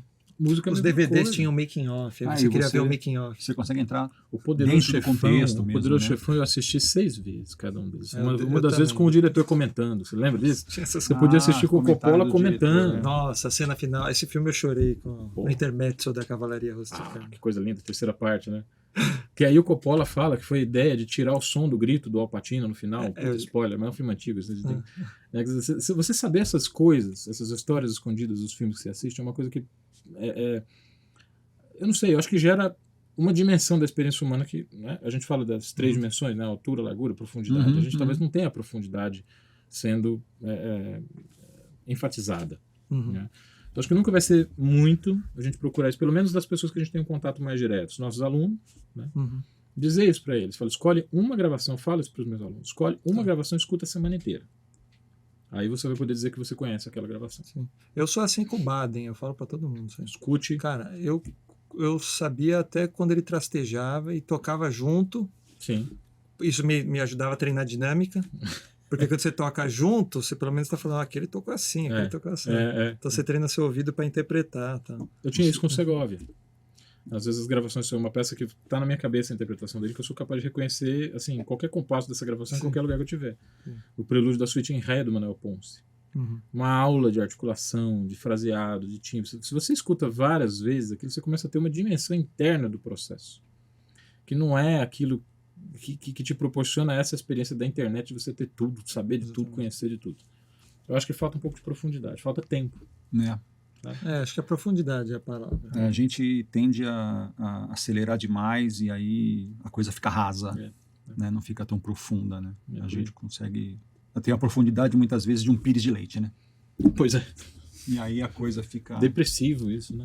E outra coisa que é curiosa, né? Por mais que a gente tenha toda essa informação, que é ótima também, isso eu falo também para os alunos, os grandes gênios não tinham isso e eles conseguiram. E fizeram. Então, peraí. Então, A receita tá onde aí? É. Acho que é porque os caras tinham um aprofundamento. Não, mas é claro, é lógico. Isso daí a gente essa história famosa de Bach, que ele andou 320 km a pé para ouvir um organista. Sabe, Não tenho dúvida. 320 km a pé. Ele falou, não, o cara vai estar tocando lá, preciso lá ver. Ele conhecia pelas partituras, né? Ele falou, isso que esse cara faz, eu quero aprender. E não ele mediu investiu esforço para ir lá. Né? Ele foi eu lá. fazia muito menos. Eu ia para casa depois da escola, eu pegava minha bicicleta, botava o cavaquinho nas costas e voltava para a escola porque tinha um porteiro que tocava cavaquinho. Aí eu ia pegar as batidinhas com ele. Com ele, né? Que legal. Isso é convivência, é vida. Isso é vida. Desculpa, mas é diferente. A gente não é um algoritmo. A gente não é um dígito, a gente não é um bit. O ser humano é química, ele é contato, ele é emoção, sabe, o olho, ele é o respeito que você tem que ter pela pessoa. É empatia. Entendeu? Eu falo muito disso na rede social, a gente fala coisas para as pessoas assim, que a gente jamais diria se tivesse a nossa força ao alcance da mão da pessoa. Também de falar na sua frente. Entendeu? Sabe? Se você está em contato com uma pessoa tete a tete com ela, você tem que, no mínimo, respeitar Jamais. aquele protocolo hater de respeito. vídeo. Eu queria ver se a gente estivesse numa palestra aqui, se alguém ia fazer não faz. Vai fazer funk, filho da puta. Vai lá para Venezuela. Vai para Venezuela. As pessoas não falam vai isso ouvir na frente. funk. Por que será? Só porque existe um filtro de comportamento. Sabe? O cara tá por trás de um avatar. Isso é não é uma experiência real, né? Isso eu acho uma coisa bem... Tenho pensado também. O problema da internet é bem isso. Assim, o anonimato, certas coisas. Isso é uma virtude, mas também... A sociedade não é feita também só de anonimato. Não, imagina, a coisa mais fácil que existe é rastrear um usuário de internet. Sim, mas é que assim, você... a sua privacidade, você quer ter privacidade na sua casa, mas socialmente você tem que ter a convivência. Claro. Né? Então. Mas é por isso que a internet fez tanto sucesso. Porque todo mundo, no fundo, tem essa necessidade de atrito, de ser visto, de ser notado. Entendeu? O meu comentário no YouTube foi visto. Olha só, eu xinguei a mãe do cara e eu tive 80 curtidas aqui. Entendeu? A gente tem essa necessidade de ser... Como é que é? Eu falei que aquele cara fala demais e teve muito curtida. Pô, os caras estão chamando ele de Faustão. Porra, o que é isso? O primeiro vídeo que a gente fez... Pô, louco. O primeiro vídeo que a gente fez foi com o Robson Miguel. E aí o Robson é carismático. Isso aqui é o vídeo tá bombando lá. E aí a gente estava empolgado aqui, então falando e era um bate-papo, né? Porque o pessoal às vezes não entende que o podcast é um bate-papo, né? É uma conversa, que não é uma entrevista, não é um... Né? O pessoal pensa, falou, mas o Faustão é bom, o cara há anos, o cara é o principal canal e agora foi para outro. Podia eu continuar me chamando de Faustão e deixar minha conta lá bancária com 1/10 do que o Faustão tem, tá feliz, resolver meus problemas todos. Assim, olha, achei que foi muito legal, Luciano, esse bate-papo, assim, eu queria, sei lá, abrir um espaço para você dar a tua mensagem final, assim, o que você... Esse momento é perigoso. O que você queria deixar, assim, registrado da mensagem, fala o que você achou, se você gostou, se não gostou, o momento é teu. Sem querer datar o podcast, né? Mas assim, a gente está passando por uma fase que muitas coisas estão tendo que ser revisadas, né? Acho assim, esse período pós-pandemia a gente precisa se reinventar em muitos sentidos, né? As relações sociais, as posições que as pessoas ocuparam a respeito de diversas questões. Eu não quero ser específico aqui em nenhuma delas, porque todos os lados têm, né, ânimos, né, exaltados e tal, mas eu acho que com essa ideia mais genérica, eu acho que todos os lados podem meio que se identificar. Né? A gente teve que reconstruir a nossa sociabilidade em vários sentidos. Né? No começo da pandemia, o maestro da Filarmônica de Berlim, Simon Rattle, ele chegou a escrever uma carta falando sobre a necessidade que a gente ia ter de compreender aquilo pelo qual nós iríamos começar a passar. Né? Antes de ser esse estrago todo que a pandemia ocasionou, ele já tinha essa perspectiva. Né? As pessoas que observaram aquilo, entenderam o que estava para acontecer, perceberam que a gente ia ter muito trabalho de reconstituição para fazer. E aí a arte ocuparia um papel central, nas palavras do Simon Rattle. Né? Nós vamos precisar dos artistas para conseguir elaborar aquilo pelo qual nós vamos passar. Né? Eu me vejo como um trabalhador da cultura, um trabalhador da arte. Né? Te vejo assim também, entendo o seu trabalho muito como um posicionamento. Né? Você é um violonista. Né?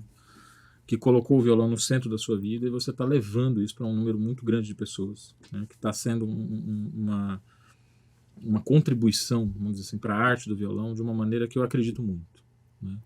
A gente pega o seu canal, a gente vê você fazendo releitura de Villa-Lobos, você fazendo blues, sabe, você fazendo um repertório brasileiro, assim, quer dizer, jogando muito para a gente o seguinte: não só nós precisamos dessa arte, nós precisamos desse trabalho, como também esse trabalho não é uma coisa que você simplesmente pode descartar ou pode passar de um vídeo para o outro, ou de uma música para outra. Nós falamos isso um pouco no final desse podcast, né? Mas eu acho que nunca é demais a gente tentar reforçar, né? Eu espero que a gente possa dizer isso cada vez mais, de forma cada vez mais assertiva para as pessoas. Não fiquem com as impressões mais rasas. Procurem aprofundar. Não se contentem com aquilo que vocês sabem superficialmente. Que as pessoas, se gostam de uma determinada coisa, gostam de um esporte, gostam de um instrumento, tenta passar pelo menos um período ali tentando se aprofundar, tentando aprender mais a respeito daquilo, tentando coletar informações mais rigorosas ou informações mais balizadas, né? A gente fala de curadoria, né? Sabe, assim, temos 20% do século XXI com 11 milhões de brasileiros acreditando que a Terra é plana. Quer dizer, porque a pessoa aprendeu que a pessoa aprendeu que a Terra é plana por causa do YouTube, que é divulgado numa plataforma que é a internet, que depende de um satélite que transmite informações considerando a curvatura da Terra. E a pessoa acredita que a Terra é plana. Então, assim, isso é uma falta de profundidade, uma falta de curadoria, sabe? Por isso que eu fiquei muito contente com o teu convite. Porque a gente está tentando exatamente exercer essa curadoria, tentando colocar um tipo de conteúdo que não seja somente uma exposição do nosso trabalho, mas também que dê ferramentas para as pessoas observar o trabalho de outras pessoas, né? Tem tanto vídeo na internet, né? Tudo está na internet, então vamos conversar um pouco sobre esse tudo e tentar organizar um pouco mais os critérios através dos quais a gente vivencia a arte musical. Se a gente puder contribuir com essa discussão, eu vou morrer contente. Vai atingir o propósito. Não sei se talvez se aproximar, né? Mas algumas pessoas que a gente já atinge já faz diferença. Total. Algumas a gente percebe, né? Faz. A sementinha, não dá pra gente achar que vai atingir todos os brasileiros com esse podcast. As sementes estão sendo lançadas. Mas são lançadas. É o importante. Eu acho que tudo que a gente fala é perene também. Não são assuntos só do momento. Legal. São relevantes para sempre, né? A gente está... tem um filósofo que eu estudo muito, que é o Hans-Georg Gadamer, que fala muito sobre isso. Que a gente está muito envolvido com as coisas que mudam, mas a gente precisa ter sempre em vista as coisas que permanecem. A gente tem que ter uma medida de quais são essas coisas que estão aí sempre, desde sempre, e vão continuar depois que a gente se for. Acho que é esse o caminho. Valeu, Luciano. Muito Show de bola. Valeu. Show de bola. Pô, Luciano, obrigado. Valeu mesmo. Foi um prazer. Prazeraço. Prazer, valeu mesmo. Obrigado pelo convite. Pelo bate-papo. E vamos fazer o nosso som também. Valeu. Marcão, mais uma vez, valeu. Vamos continuar essa convivência no offline também. Sim, importante. Obrigado mesmo. Obrigado. Quero agradecer também o nosso pessoal da técnica, que sem eles aqui a coisa não acontece. Show de bola. E quero agradecer você também aí que ficou com a gente até agora assistindo esse podcast. Muito obrigado aí pela participação. Esse foi o seu Marcos Kaisercast. Até a próxima.